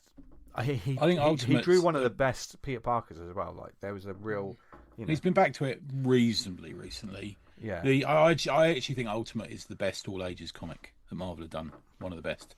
I think it's the one that my son read when he was that age. You can give the omnibus to kids. I've never fucking read Ultimate Spider-Man, I've got to say. I did at the beginning. Maybe I should remedy that and do. I wasn't a fan of the first Green Goblin sort of take on it. Yeah, of course. Yeah. What about that? Yeah. But they sort of it's the Ultimate Universe, but it's just it's more of an all ages telling. So you get the Moon Knight appears, you get all these sort of different characters appear slightly different, but was Ultimate the absolute of its day? Yeah, I guess. Yeah. Well, Ultimate is the attempt by Marvel to do an absolute, isn't it? Because they're redoing it at the moment. I don't actually mind the current Ultimate Spider-Man. It's not too bad. I think it's their biggest seller at the moment. Yeah, I think one of the things about like when you pick like your favorite artist, there's a certain thing that I sort of take into it as well, is when you see them drawing something else, it doesn't work as well for you. There are some artists who can draw. We say can draw anything. But when they're your Spider-Man artist, when I've seen Mark Bagley draw other characters, like for instance, if he drew the Hulk, I wouldn't be into a Mark Bagley Hulk book. Right. Okay. Yeah, me neither. Actually. Do you know what I mean? But but the Spider-Man and the Spider-Man's villains and everything else just feels perfect, like a match made in heaven. Do you know what I mean? And that's sort of I think. Sometimes they surprise you. I remember JR's Thor. I thought, what's it? And I actually liked it. Sometimes, but you're right, massively right about Bagley drawing the Hulk. Yeah. There's something, I don't know, just a little bit naive, nicely naive about his character. Did he do the Thunderbolts? They've not got the eye. He started with the Thunderbolts, didn't he? Yeah. That's a good little run. Yeah. We've all done all your. We've done your number ones. I've got to do mine. So mine is John Romita Senior, and I think this just shows my age. I'd read some Ditko. It was maybe a little bit too dense for me. This sort of Senior changed Spider-Man very much for me. He stopped being this sort of dweeby kid. And he sort of had slick back hair and wore a leather jacket and didn't always have the glasses on. And he drew more for me. He drew more beautiful women than Ditko. There was more of a hunky version of Peter Parker, and the woman he dated were like fucking top drawer, but rather than the sort of nerdy Spider-Man. And it was, I think my love of Senior drove me into my love of Byrne as well somehow. Just good, solid, soap opera-y, superheroing. And it's when I really got into Spider-Man Weekly, which is where I fell in love with Spider-Man more than anything, which was the Marvel UK black and white thing. Yeah, that's just senior for me. I managed to meet him once, so it was lovely to meet him. Yeah, and just thank him. But yeah, good stuff. Nice. Yeah, my worthy mention was Gil Kane. That's one other one I had. Nice. Yeah. And Mike Zeck, I guess. Back to the snowy New York streets as yeah, we're almost there now, aren't we? Yeah, Spider-Man fights the dinosaurs, and it seems like it's going to be really difficult to get this kid off the back of Stegron, who was riding a T-Rex naturally, but it happens pretty quickly. Considering Spider-Man's thinking to himself, it's going to be a problem getting this kid off the back without breaking his neck, but he does it pretty quickly. It's the police there, got a double barrel shotgun pistol. What the fuck are we going to do here? Yeah. And then, but yeah, kind of Doc Connor's in the last panel as he's Spidey's going off to say, he goes, "I'll stay here, all right, Wallcrawler, but I won't just be twiddling my thumbs." And he's looking at Stegron's device he's used to bring the dinosaurs back. And it says, on that rather mysterious note, let's follow Spidey outside. So initially you think, oh, what's he going to do?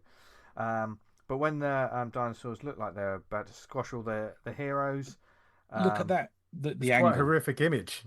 Look at the angle he's doing on that. Spider-Man. It's amazing. Yeah. It shouldn't work, but it massively does. The depth there, you can see him like above the dinosaurs. That I mean... Who does anything that good these days? And the following page, that'll be a double page spread. Yeah. That first, you got the indent, but the big panel. Yeah.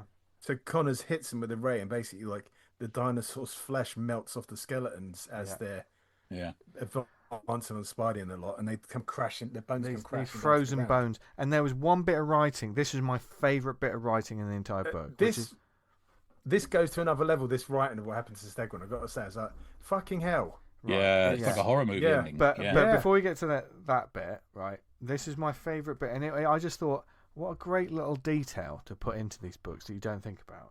The dinosaurs kind of they're rendered back into their skeletal forms, and then they all crumble. Their bones crumble to the floor. And there's a panel that says it will take the Natural History Museum's archaeological staff a good 6 months to piece together the skeletal nightmare that collapses at the wall crawler's feet. You never hear anything like that in books, saying, "Oh yeah, someone's going to have to fucking deal with this because a bunch of fucking dinosaur bones are just scattered now." That is a nightmare for someone. That is a fucking administrative nightmare. What's just happened, But rather than just moving on, they just put it in a little panel. I was like, a nod to it, yeah. You've got it's a nice sort of like. They don't have to do that, but it's like, you've got to realise that other things... It fills out the world. It makes the world real. Yeah. Yeah, it's like the equivalent of fucking when a character in a movie leaves the house and you notice he hasn't closed the front door. It's like that, isn't it? You want to know this stuff. It completes the world for you. Yeah. So they're chasing after Stegron into it seems to be Central Park or something like that, which is it's an absolute blizzard now.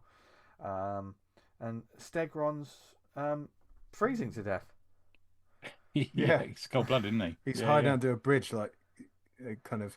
It's got the word "clat." I guess his jaws kind of like chattering as he's freezing. He's kind of rolled himself up to almost like a ball, trying to stay warm under the bridge. And he hears Spider-Man coming. He's like, "Oh, it's Spider-Man! I can't afford to face him now." And he sort of nicks round the side of the bridge, and his sort of idea is he's going to throw a stone to divert Spider-Man, then which works because Spider-Man's pretty fucking stupid at this moment in time.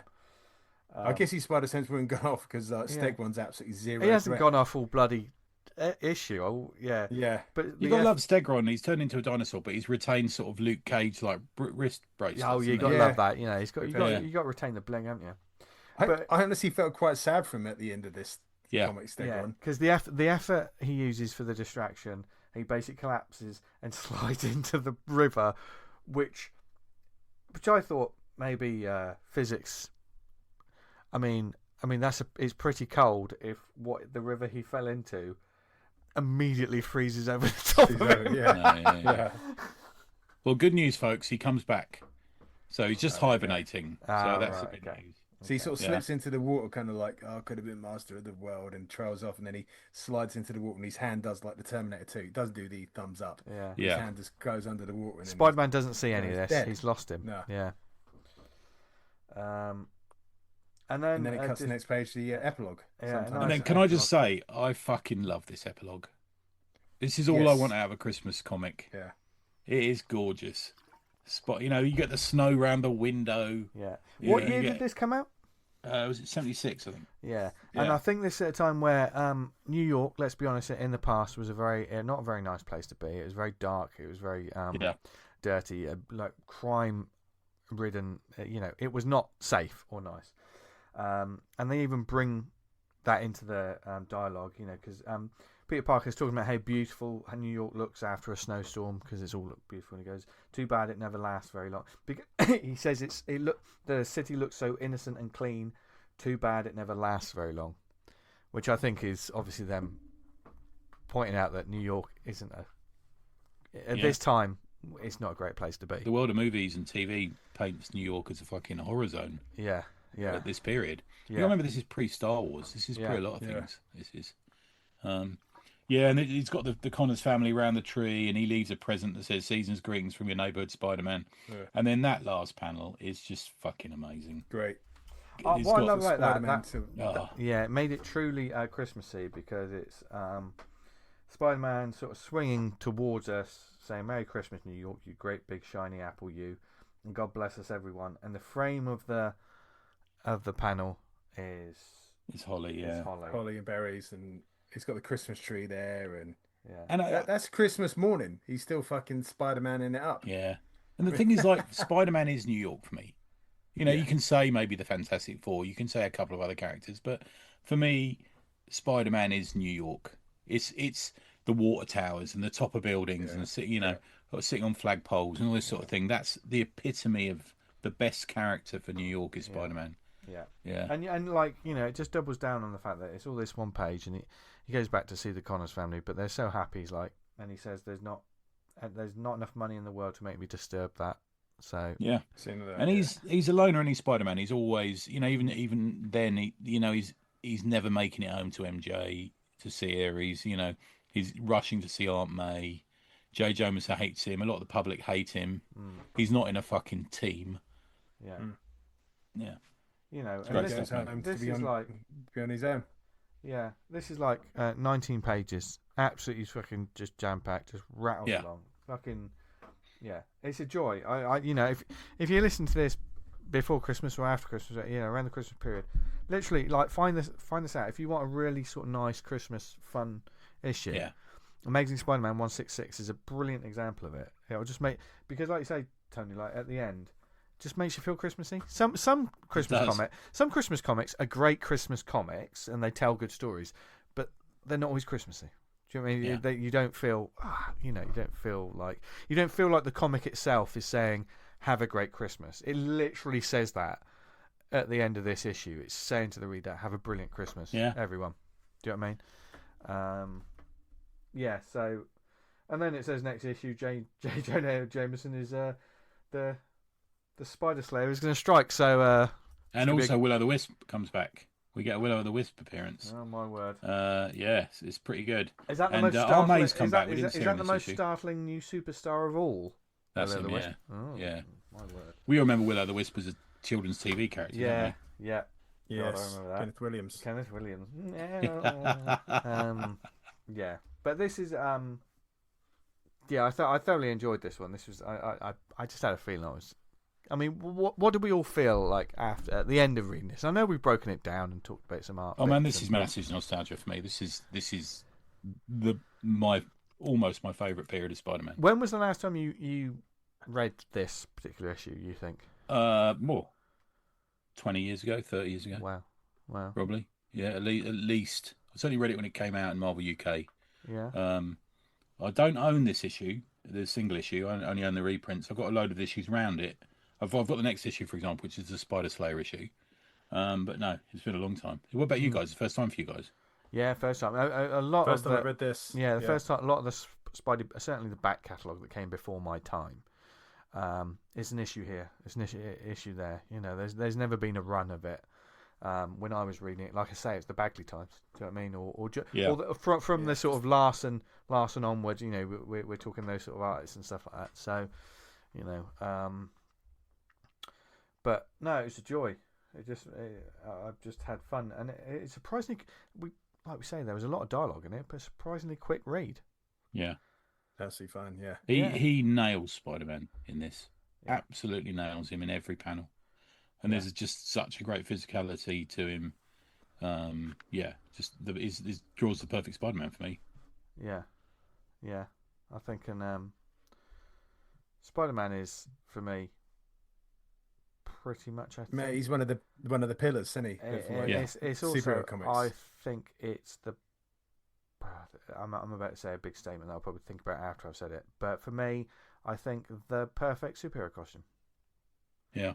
Oh, the designer is ridiculous. The design of that. I know they tweak things and they change things. They don't need to do any of that. You know, for instance, when we got like the Spider-Man movies, when did it get really good? When he looks like the comics, because they don't need to mess about with anything. Yeah. You know, so good. And it's going to cost you about 25 quid to buy on eBay. This one. Oh, okay. Really? Wow. Yeah. Blimey. Oh, because I've just bought it. Hey, there you go. Hey, hey, nice. We like buying comics live on the show. Yeah, we do. Yeah. Usually I'm talking to a guest and they recommend something as us just go to the browser. Yeah, we've all done it. We have all done it. And no doubt you lovely people at home have done it as well. And you should do with that one because it's just good fun. So, and enjoy it for yourself. I hope we didn't do many spoilers there. I mean, I think we did sort of say what happened in the story, but if you read it through after you've listened to this, you might get a bit more from it because there's a lot to be had. There's a lot to be had. But I think as well in the lifespan of this show, we haven't really focused on Spidey too much. I mean, we've had dialogues, we've had conversations about. We're not a massive publisher show really normally, although we end up, because we read those books, we end up falling into those conversations. But Spider-Man is such a massive character for so many people in so many ways. But I think because of that, they're also a character that your mileage may vary in terms of the sort of Spider-Man you like.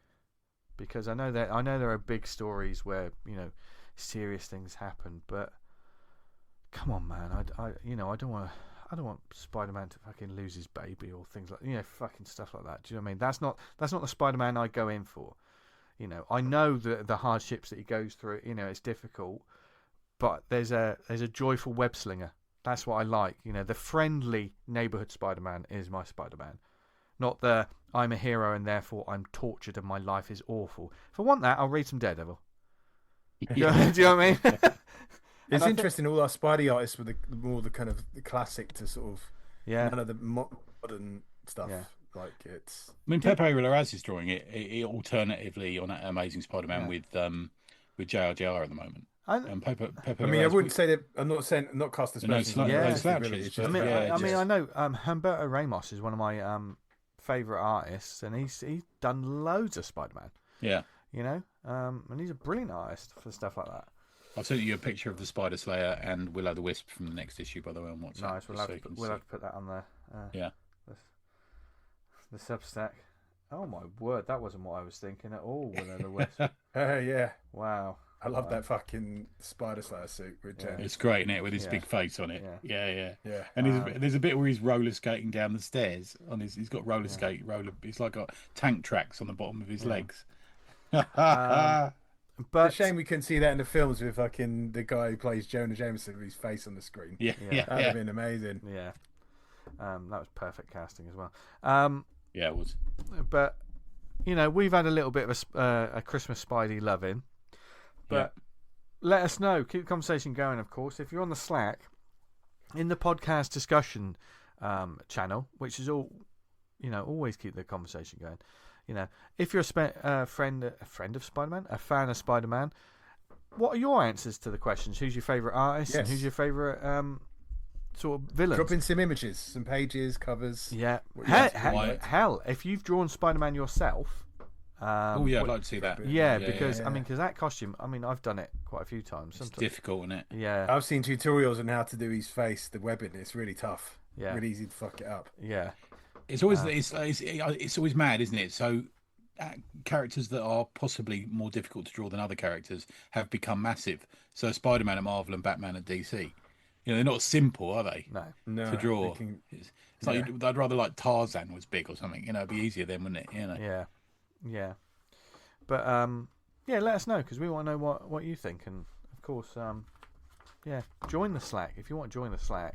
Wonderful community of people, loads of great channels on there. The conversation of the episodes always keeps on every week, and we want to see that community grow even bigger in 2026, because it's just full of lovely people. There was a lot of good feedback about last week's episode with Matt Schofield.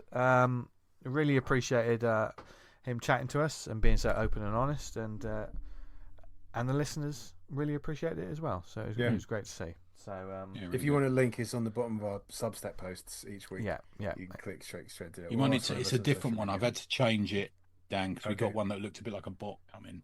Okay. So on Substack, search for the Awesome Comics Podcast. Sign up. I mean, you can do that. That's another avenue to get the show, and also see artwork from the stuff that we talk about. All this nonsense. But before we bust into the recommendations or what we've been reading around this time, do we have any shout outs this week, James? Yeah, I've got, I think just one really.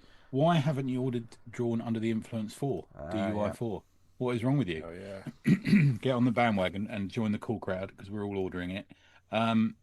It was a print on demand, but the way that it's done is it will be printed by a business close by to you. So mine's a business 4 miles down the road. It actually says on it printed by. So it's, even though it's Amazon print on demand, it will be printed by a company near you. So wherever you are in the world, wherever you are. So it's giving business to local businesses, which I think is great. Okay. Raises money for the Cartoon Museum. And it might help with a bit of boredom between Christmas and New Year if you order a copy now. It's chocked full of stuff. It really is. And I'd like to point out everyone who worked on it for free. Yeah. So, yeah. I haven't seen us get many shout-outs, but, maybe that's coming. Yeah. Yeah. Shout out your bastards, it's Christmas. Yeah, exactly, yeah. And then another one I've just written down, Happy Christmas to everyone. That's yeah. We'll pick one of them. We'll do that at the end, I guess. We'll do that soppy bitch bit at the end. Yeah. Dan, can I give a shout out to Happy Christmas to Craig Shields, who runs ACB? Of course, I meant to write him down. Yeah. Happy birthday, Craig. Thanks for the updates on the. If you ever it's wondered all what comic we're date, talking about, you go on acprecommends.com and there's a whole list. You search by episode, by who recommended it, including guests, and you click on it. You go and buy a copy or check out the comic we recommended. Let's get Craig back on. We keep promising to have him back on. I agree. Yes. Let's get him back on. Because there's an absolute wealth of titles. It's so good. It's so kind of him as well. Resource. It really is. Yeah. Massively appreciate that. Obviously, we've got Lawless Comic Con. That's coming around fucking quick. 2026, 9th and 10th of May, Doubletree by Hilton Hotel, Bristol BS1 6NJ. So if you're thinking about going to that, do grab your tickets. We've got Yo Comics Needs You coming March 2026. They're looking for kids who make comics to come and share their creations at the fair. You must be under 18 to apply, and all creators under 16 will need the help of a parent or guardian for contacting them. So go check that one out. It's at Stanley Arts, 12 South Broad Hill, London, SE25 6AB. If you're looking for a last minute Christmas gift, you could always go check out ACP Gear on Redbulb. Not sure you probably get it in time for Christmas, unless you pay exorbitant amounts of money. But maybe go check it out. Get some New Year duds. Yeah. Show people you like. Help us pay for our hosting fees. Yeah. Yes. Yeah. And if you're thinking about, we could. No, we won't. I won't say anything like that. I always Dan makes himself laugh. I always get a little bit nervous. What is he going to say? And he bottled it. Haven't we got something? Didn't you want to do something, Dan? You had something ready. Yeah. You want to do it now? Yeah. So Dan's Dictionary Corner Christmas. Makes a return. The Christmas edition. Warning for those of a sensitive disposition. Just be prepared. Because you're on the wrong podcast, but yeah. I mean, if you've made it this far, this might be for you. I was looking for. I've got one in the back pocket. I'm going to save it because it's not Christmas themed. Which I heard it and I was like, "That's absolutely disgusting." So I looked for Christmas on Urban Dictionary, see what there is, and there's absolutely dozens and dozens and dozens of white Christmas things on Urban Dictionary. Urban Dictionary, of course, is a place where if you normally put a term or some sort of phrase, you'll get something hideous back. It's usually some sort of sexual shenanigan. So I picked up one and I was like, I doubt this is real, but it did make me laugh. Okay, so this is for White Christmas, yeah? White Christmas, yes. A sexual act which you have sex with a partner, come on your partner's face in the shape of a beard like Santa Claus, slap him, stroke her in the face on each side, give them the rosy cheeks, and yell ho ho ho. Yeah, give that a go later, folks. That's a fucking lot of jizz, though, isn't it? That is that's an expert shot as well. Yeah. I had a friend used to be called Zorro because he could do like a Zorro shape with it. But that's even more than that. Yeah. God. The slapping on the cheeks, I can't imagine that goes down too well. No, don't assault anyone. Yeah, I mean, essentially, you're just jizzing on their face and then assaulting them. Slapping them in the face. Fucking hell. Don't do it to a stranger. Happy Christmas. Essential only. Christmas. I'm going to wait in the alley at the back of my house. Anyone comes past. It's for Christmas, officer. but they were asleep. Well, I said asleep, unconscious. Yeah, unconscious.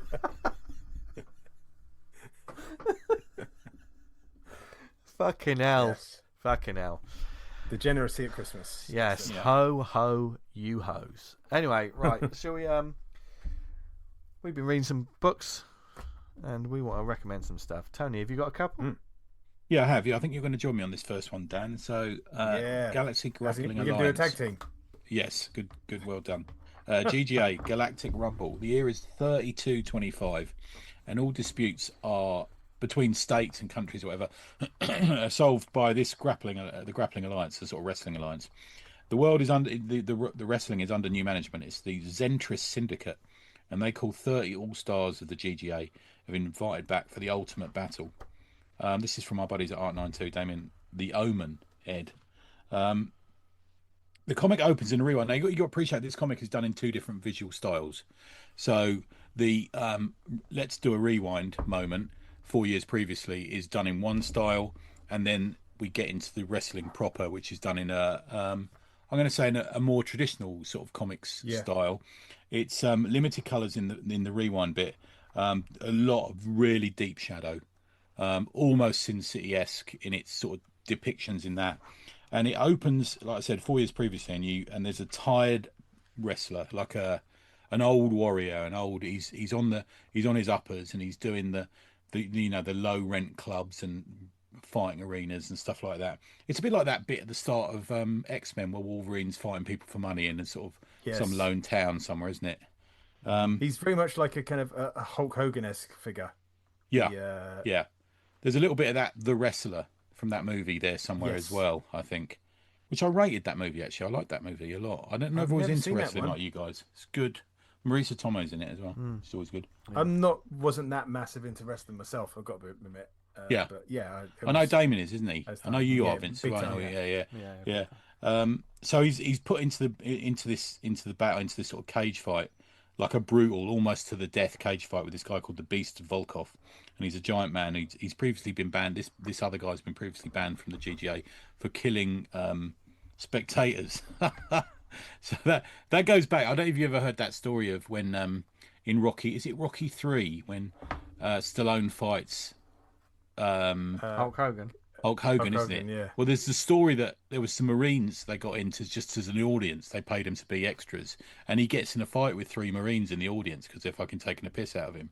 It's almost a bit like that, But luckily, our protagonist beats him almost to death. The narration says it's almost to death, but he kind of looks like he snaps his neck a bit, actually. Yeah. And then back in the regular they are aliens, aren't they? So they kind of... Yeah, I guess. Yeah. And then back in the regular timeline, and it's this guy looks like he was Frank Scrapper, and who's this wrestler who's been on the missing, and he's turned up back in the regular timeline. He's at a pub called Piper's Pit, which obviously a nod to Rowdy Roddy Piper. Yes, yeah. It's still a bit of a mystery what's going on, and then we get there's this sort of commentator who looks like his head is made of a thumb, and he's called Mean Bean Sluggerland, and we get this it's almost like a Guide to the Marvel Universe trading card kind of. We see some of the other tag teams, and there's names like Jacko Dark Whispers, Crazy Eight Toes, the Monly Fans. Mr. Money fans is Mr. fucking Foley great. fans, yeah. And Scrapper's sitting in the bar, and a wrestler approaches him, and she says she wants him to train her. And it's quite a long comic. This, I think I was speaking to Damien the other day, and he said he added loads of pages to it because he was just in it in the moment, you know. God, yeah, it's like 38 plus pages. Yeah, and we get like a training montage. Then the wrestling competition begins. I remember being in a pub once, and some bloke went. There was a fight outside, and some bloke goes, "It's kicking off outside. It's kicking off double like this." And that's what happens here, isn't it? It just fucking goes off on one. Yes. You can really feel the love for the wrestling thing. And he's creating these characters and pitting them against each other. And there's at least two big twists towards the end of this, I think, which you're not expecting. I certainly didn't expect the main one. Did you, Dan? No, God, no. Yeah. Yeah. It was a roller coaster ride. Towards Really the end of was. It's absolutely fucking kicking off these big fights, and like it's like wrestling. It's kind of swaying back and forth. Like, oh, they're on top now. They're getting hammered. That's a good point, actually. Yeah, it really is, isn't it? Yeah. The thing about Damien is he does that. He's got that physicality. He can show the wrestling, and some of them look like he's copied a move off a wrestler, or it's a well-known sort of kind of move. But the thing is with him as well is he does great facial close-ups as well, so he can show that emotion. And show that sort of facial acting thing going on, which is evident in the cover, which is a close-up of the main character. Real dirty close-up of him, like with his eye patch and his green moustache. But yeah, really good. ArtNineTwo is at ArtNineTwo, all in letters, no numbers. And you can go to www.art92.com and get yourself a copy. It's a massive cliffhanger, which means I will be calling you Damien tomorrow to say, fucking hell, come on, man. Where's the... I did wind Damien up a little bit today, a little bit of trolling as we do. Because, they're working on Clear to Run 3 about Marty the dog. It's only day, isn't it, I think?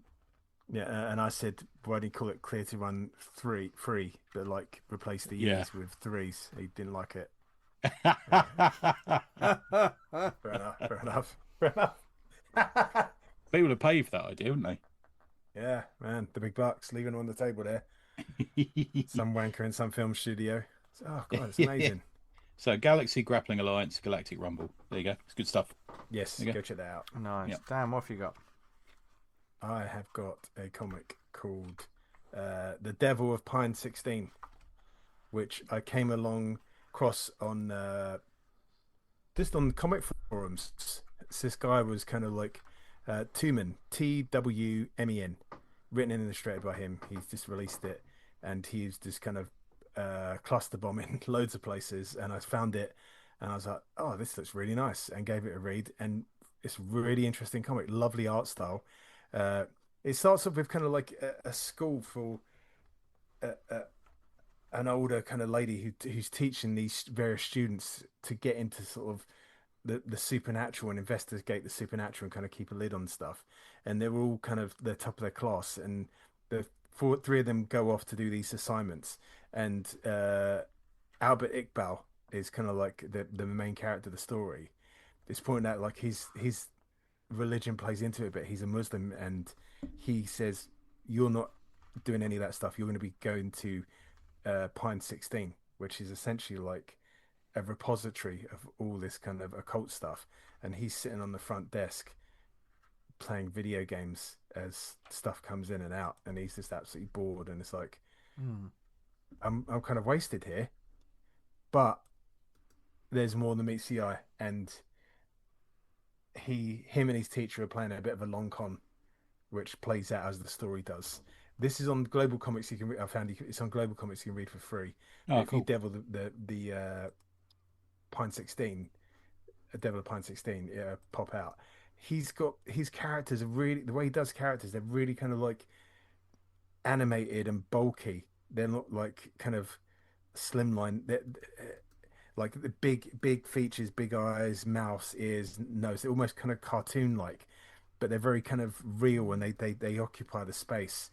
And all the colors are very muted and pushed back. There's nothing like too vibrant or overly saturated. There's a kind of it gives it real depth to it. I really enjoyed it. I'd love to see more from the guy, but it's a bit sort of elusive to find it. Find more stuff from him. I have to dig this up. Yeah, if this is kind of like a calling card for a comic or someone who wanted to release their own title, I was like, man, I'm all on board for this, because this is lovely stuff. So if you just Google The Devil of Pine 16, you should be able to come up with it. But it is on Global Comics if you wish to read that for free. Nice one, man. Nice.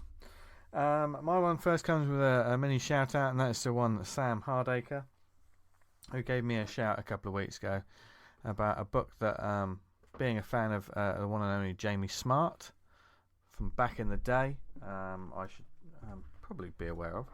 And that is, he had put out a collection of it, his webcomic, Corporate Skull, which he did about 15 years ago. And this was at a time. This is pre Bunny versus Monkey and the Phoenix stuff and all these sort of younger audience books. But Corporate Skull is not suitable for children. And what is it? It is the story of Alan Buttons, who loses his face in a horrifying photocopier accident. Reborn as Skull, he rampages around his office with a newfound confidence, smashing, drinking, and fighting everything he can find. However, this office holds secrets, terrifying, monstrous secrets, and the further down Skull's spirals, the deeper the conspiracies go. You can read the first 175 pages. If you go to funboo.com, which is Jamie Smart's website, you'll find a page on Corporate Skull there. There's a link to it. You can read the webcomic, 175 pages. There is swearing, violence, and very adult humour. It says there, very Christmassy. Yeah, on the website as well. It says the Guardian also ran a monthly Corporate Skull comic for a little bit. Okay, which is strange. But I remember reading the webcomic back in the day, and this was like an evolution from the sort of stuff he did when he did Bear, which I was a massive fan of. And it's jam packed. It's a black and white book. This collection he's done, which I don't know if it's still available now. And it's about 200 pages, black and white and splashes of colour. Most of it's black and white, but there are pages that are in like sort of blues and reds. And when blood's in it, it's red, which is always nice. I'm a sucker for stuff like that. And the story does have almost like it's dark, serious moments, but it's still in that Jamie Smart sort of style, and it's just weird. The main guy is a bloke with a skull for a head. He stops calling himself Alan Buttons and calls himself Skull. There's a guy named Tex, because it starts off when you meet Alan Buttons, and it's quite dark to begin with. Alan Buttons is he works in an office, and he's tired of it, and he just feels like he's not meant for this world anymore. So he does plan to leave this world. It doesn't go well because he accidentally took some vitamins instead of something else. So he woke up in a pile of his own shit puke. What does it say there? We all done it. As it happens, I woke up in my bathroom for some reason, covered in my own shit, sick, blood, and marshmallow pieces. Because he has a dog. He even has a dog which he inherited from his girlfriend. That all it does is shit and piss, and it's called Shit Piss.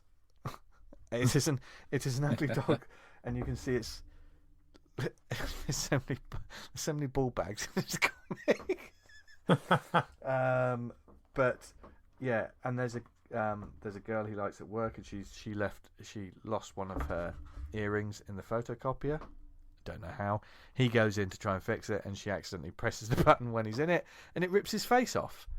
Which is a bit of face ripping. I've got a bit of face ripping coming up. Yeah, nice. Theme of the week. Yeah, and because she screams, because he hears her screaming in the office, and he goes off to help, and she purely screamed because she lost her earring. And he's like, oh, and there's a whole page of him being his face being ripped off. I mean, he's being pulled into the photocopier, and she's screaming, and then there's just a panel that just says, "Fuck's sake!" That's the same scream she did when she lost the earring. So there's characters with.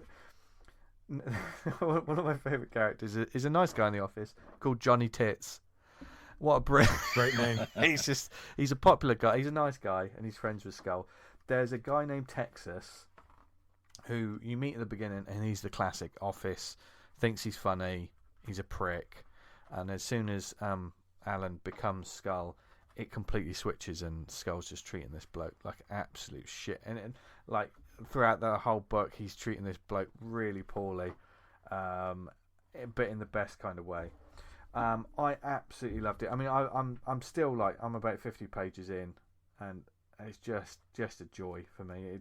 It's almost, Tony, you were talking about like that sort of nostalgia as well. Even though it was only 15 years ago, I remember reading this. So to have like a collection, it was one of those things like, wow, I remember that. And you know, and I think he's just selling these off, so he's drawn a little doodle in on the inside cover as well. He does say in the inside cover that he created it 15 years ago, and as I read through it all recently, I found there were some jokes I wouldn't do now, and some bits that were outdated, and subjects around I'd generally be more careful. But I don't know why. There is a real sense of not giving a fuck that I love about it. You know, it's one of those just fucking. And this was around the time like I was doing Stalkerville and stuff like that. So there was that real the darkness and the churlish sort of crude humour and the nonsense. But Corporate Skull, bring it back, I say. Yeah, totally. Corporate Skull. Look it up. It's well good, and his art's fucking just amazing. Anyway, he puts all these so many. There's jokes in the background of loads of stuff. It just makes me laugh.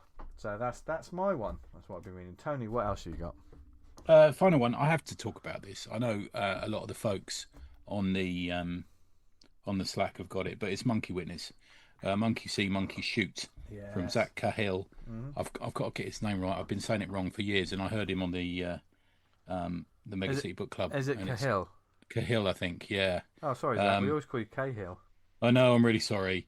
Story by Lee Bennett and Zach. Script and art by Zach. Los Angeles, 1989. The city wail. This is how it opens. Los Angeles, 1989. The city. She wails to me like a bitch in heat, showing me her butt and stuff. And I'm in immediately as soon as I read that. That's fine.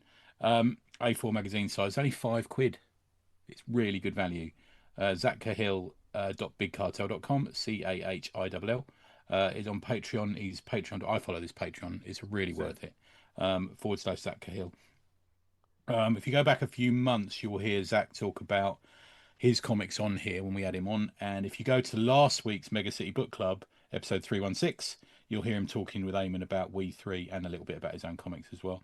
The colour treatment in this is similar to what you would have seen in Darwin Cook's Parker series. So it's that sort of single colour on a page. But what he does is in Parker, mostly it's the same colour. The different pages have different colours depending on the effect and what's going on in it. Interestingly, pull quotes from Mikhail Gorbachev and Brooke Shields. There's something in it. Well, that's cool. Right. I have to say, there's so much in this to love. If I was going to put it on a shelf, I'm going to put it next to Viper. There's it's like a subgenre that you two fucking knuckleheads make that I love. Love playing around in. Yeah. I'm on his Patreon, like I said, but fortunately I didn't do it this time because I get so excited when he's got a new comic out. I tend to go and order it, and then this has happened I think 3 times in a row. He messages me and say, "Tony, you're an idiot. I'm sending it to you anyway because you're on my Patreon." So yeah, anyway, but that it's the sort of tactics and twists and traps in that we all witnessed in those 80s and 90s action movies that I know you love, Dan, I know Zach loves, and we love as well, but sort of turned up to this sort of vibrant pink, turned up to 11 kind of thing with just absolute fucking violence. There's a little nod to Seagal in this. There's a little nod to a few different movies in this. This is actually a sequel to No Second Chance, which I reviewed, I'm going to say, maybe a year and a half ago, something like that. And it features Chance Tempest again. This time he's got an ape capable of sign language and able to fire multiple machine guns, machine pistols at once as his sort of sidekick. They're up against organised crime, and this time in the shape of the Yakuza. And the Yakuza have looked to frame the monkey by putting someone in the room with a ripped off face, because we all know this now about chimps, don't we? They're frightening because they'll rip your face off. Fucking savage. Yeah. So they're trying to frame him, but it wasn't him. It's all a setup. So he proves this, and then he adopts the monkey as his partner, the ape as his partner, and they go off on just fucking mayhem, just like non-stop mayhem. Here's some examples of some of the things that are said and things that happened that I liked. At one point he says, "What's the beef, shitheads? Relax, we're a cop and a monkey, and one of us needs a piss."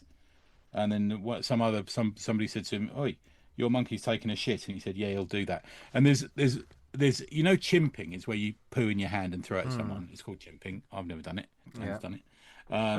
And there's a great car chase where he gets his pistol shot out of his hand. So to get the car off their tail, the chimp chimps the car, throws the poo in the window of the car. Amazing. Excellent. Love it. Yeah, there's a bazooka that says "point towards shitheads." He fires. There's so much in this. I can't do it justice. By every panel is something I could read to you. And there's such a lovely slinging of ink here. There's a looseness. He knows what he's doing. He does it quickly, but it's got energy to it. I can't fault the cartooning in this. As we've seen, he's done the cover for DUI 4, which I now own. I'm proud owner of. Just absolutely beautiful. I will keep buying anything Zach does. Him and his mate Lee Bennett clearly just fucking laugh their tits off and then write a comic about it. And it's glorious for that reason. Now for Substack. Yes, so me and Charlie got him hooked on some executioner novels. Yeah. and he's doing his own. Like every week we get a different chapter. It's fucking great. It's great. Yeah, just really good. So Monkey Witness, you can go to Zach Cahill .bigcartel.com and get a copy. It's on there now. You can go and get a copy as well. And if you're on his Patreon, if you haven't had it already, you will do any minute, I dare say. There you go. Fantastic, just man. Superb. Yeah, and not the community we're in, man. There's some of the comics they're making. The ridiculously talented, fucking outrageous. Little community is brilliant. Yeah. Zero fucks given, and I enjoy it all the more for that. Yeah. And once again, you can be part of that community. Jump into the Slack, join us on social media. Just all of it. It's very welcoming. If you make comics and you love comics, just forget all the bullshit and all the noise. Just about the purity of the art form and just good storytelling. And it doesn't matter what it is. If you like the comics you're making and the comics you're reading, then it doesn't fucking matter. That's what it's all about. Welcome home in ACP. Yeah, exactly. And also, there's loads of books that we're gonna love. So please tell us about them so we can check them out ourselves. There's several different ways you can do that. You can email us awesomecomicspod@gmail.com. Likewise, if you've got any charity events, any sort of things you want to shout out on the show, at the start of the year, 2026 is almost upon us, so let us know. We will shout them out on the show, always. You can follow us on Instagram @awesomecomicspod, @theawesomepod on X. And where did you hear us? Perhaps it's on the website awesomecomics.podbean.com. I need Christmas. David Lapham. I need the Christmas break. I really do. If you listened on Apple Podcasts, please do leave a review and just a little comment and stuff, because it helps the algorithm. And then the more that we get, the further up the charts we go. And the more people will learn, listen to this show and discover new comic books and stuff like that. If you haven't got the time, and we really do appreciate people who write stuff on there, which is really lovely. Yeah. It means a lot. You can just go in and press 5 stars. Yeah, you don't. And it literally takes you 1 second to do it. Yeah. So there's absolutely no money involved, but we really do appreciate it. Anyone who's done it in the past, anyone that it just. Next year we're going to be looking for new creators, get out, new voices, new comics. Brilliant. So please do help us out with that. We really appreciate it. Likewise, on Spotify, you can leave reviews as well. We're also on Amazon, Stitcher, Podnose, Podknife. What are the networks we're on, Tony? We're on the network. A bee does not waste its time telling a fly that honey is better than shit. I really like that. What's that from? I don't know. I saw it on Instagram. Nice. That's good. I've heard a good one about traditions. Hear this one? It's not funny. It's serious. It's traditions isn't the preservation of ashes, but the continuation of fire. And I feel like we try to do that a bit with comics. Yeah. We'll keep the heat going, haven't we? Yeah. I like that. That's a really nice thing to sort of wind up the show on, I think. Because this show, we're almost, next week is going to be our looking back at the books we've read, our roundup, a year roundup. We don't do awards because they're a load of bollocks. We got that one award we're going to give out, the best comic podcast of We're giving that to 2025, ourselves again? So. Yeah. Well, it's hotly debated. We'll see how. We'll make the announcement on the day. I mean, the problem is I'm not going to be able to get out of this room because of all the mics I'll be dropping that week. Do you know what I mean? It's going to be fucking dangerous ground. But no, please. Interesting thing that I think we could maybe think about is I think Gareth Brooks wrote a thing in the Slack. I'm not sure if you saw it, about what moves the needle in relation to sales. Because obviously he's featured in The Guardian and all this sort of thing, and he actually quoted how many sales he got from this show. Okay, interesting. Yeah, interesting. Nice. Yeah. Nice. Well, we'll be looking to get more fresh voices, more topics and stuff like that, interesting from all angles of comics. So look forward to that. But next week is the end of year roundup. So have a think about what you liked reading in the year, because the podcast discussion for that show, we want it to kick off. But for this one, we're just happy you listened. We hope you have a brilliant Christmas. Now, can you believe we had the live show last January? I know. I've got the picture, the frame picture of us three, and like. Me too. Look here. Yeah. Just over Tony's left shoulder. Yeah, mine's just there. Just you can't see it, but. Mine's on the bedside, so. Well, yeah. Wiped clean. Yeah, wiped clean. All that cum. Sorry. Can't believe that. Sorry, I'd never disrespect that picture by putting semen on it. To be fair, before we started recording, you said I'm going to try and say coming a lot during this episode. Oh dear God. But in terms of sexual arousal, where can people find us online, etc., Tony? My page on Pornhub, as well as Tony is on Substack and neverrunanything.com. Brilliant. Damn. You can read Vanguard at vanguardcomic.com, and you can catch me on Twitter at fuck that. It's been a long year, man. It's been a long year. And on Instagram. Nice. Vanguard Comic. Go search it up. And you can find me on social media at Jester Diablo. Have a brilliant Christmas, everyone. We hope. Yes. But if you're on the Slack, or no matter where you are, no matter what social media, post up your if you get any comics. I know sometimes as comic readers, as comic fans, we don't always get comics from those we love. I know we sort of gift each other comics. Yeah. I had a really mean-hearted rant about liking comics and people getting you a fucking Superman cereal bowl or something, which I'm not going to complain too much about. But I just like comics. Yeah, I know. Who bought me a beard trimmer? I don't know. Yeah. I'm looking forward to the Lynx Africa gift set that someone's going to inevitably get me. Well, they've stopped doing Lynx Africa. Have they? Why? Discontinued it. I hate to. I thought it was the most popular one. What are you going to do now? What are you going to smell like, Dan? Shit. B.O. Get the old brute out. Brute. Yeah. Brute force. Real cream. Make a comment like that. Anyway, but no, in all seriousness, awesome listeners, which you all are, thank you very much for listening to this show over the past 12 months. Have a brilliant Christmas. Let us know what comics you're reading, because we'll probably be letting you know in the Slack what we're going to be reading. And until next time, which will be, I think that's the last show of 2025, isn't it? Next week. It is, yeah. Yeah, we're going to do our best of, won't we, that week? Yeah, that works. and I think that's literally the last. It is, last show of 2025. Drops on the 29th for that episode. Yeah. So join us then for that. But until then, from all of us at ACP Towers, have a brilliant Christmas. Read loads of comics. Keep making loads of comics, because Christmas doesn't mean you get time off. Keep making those comics. And from all of us, I forget. What should they do, guys? Stay awesome. Stay awesome. Merry Christmas. Ho, ho, ho, ho. Bye. Merry Christmas. Merry Christmas. Bye-bye. I love it when you do your Alexa voice. Bye-bye. Bye-bye.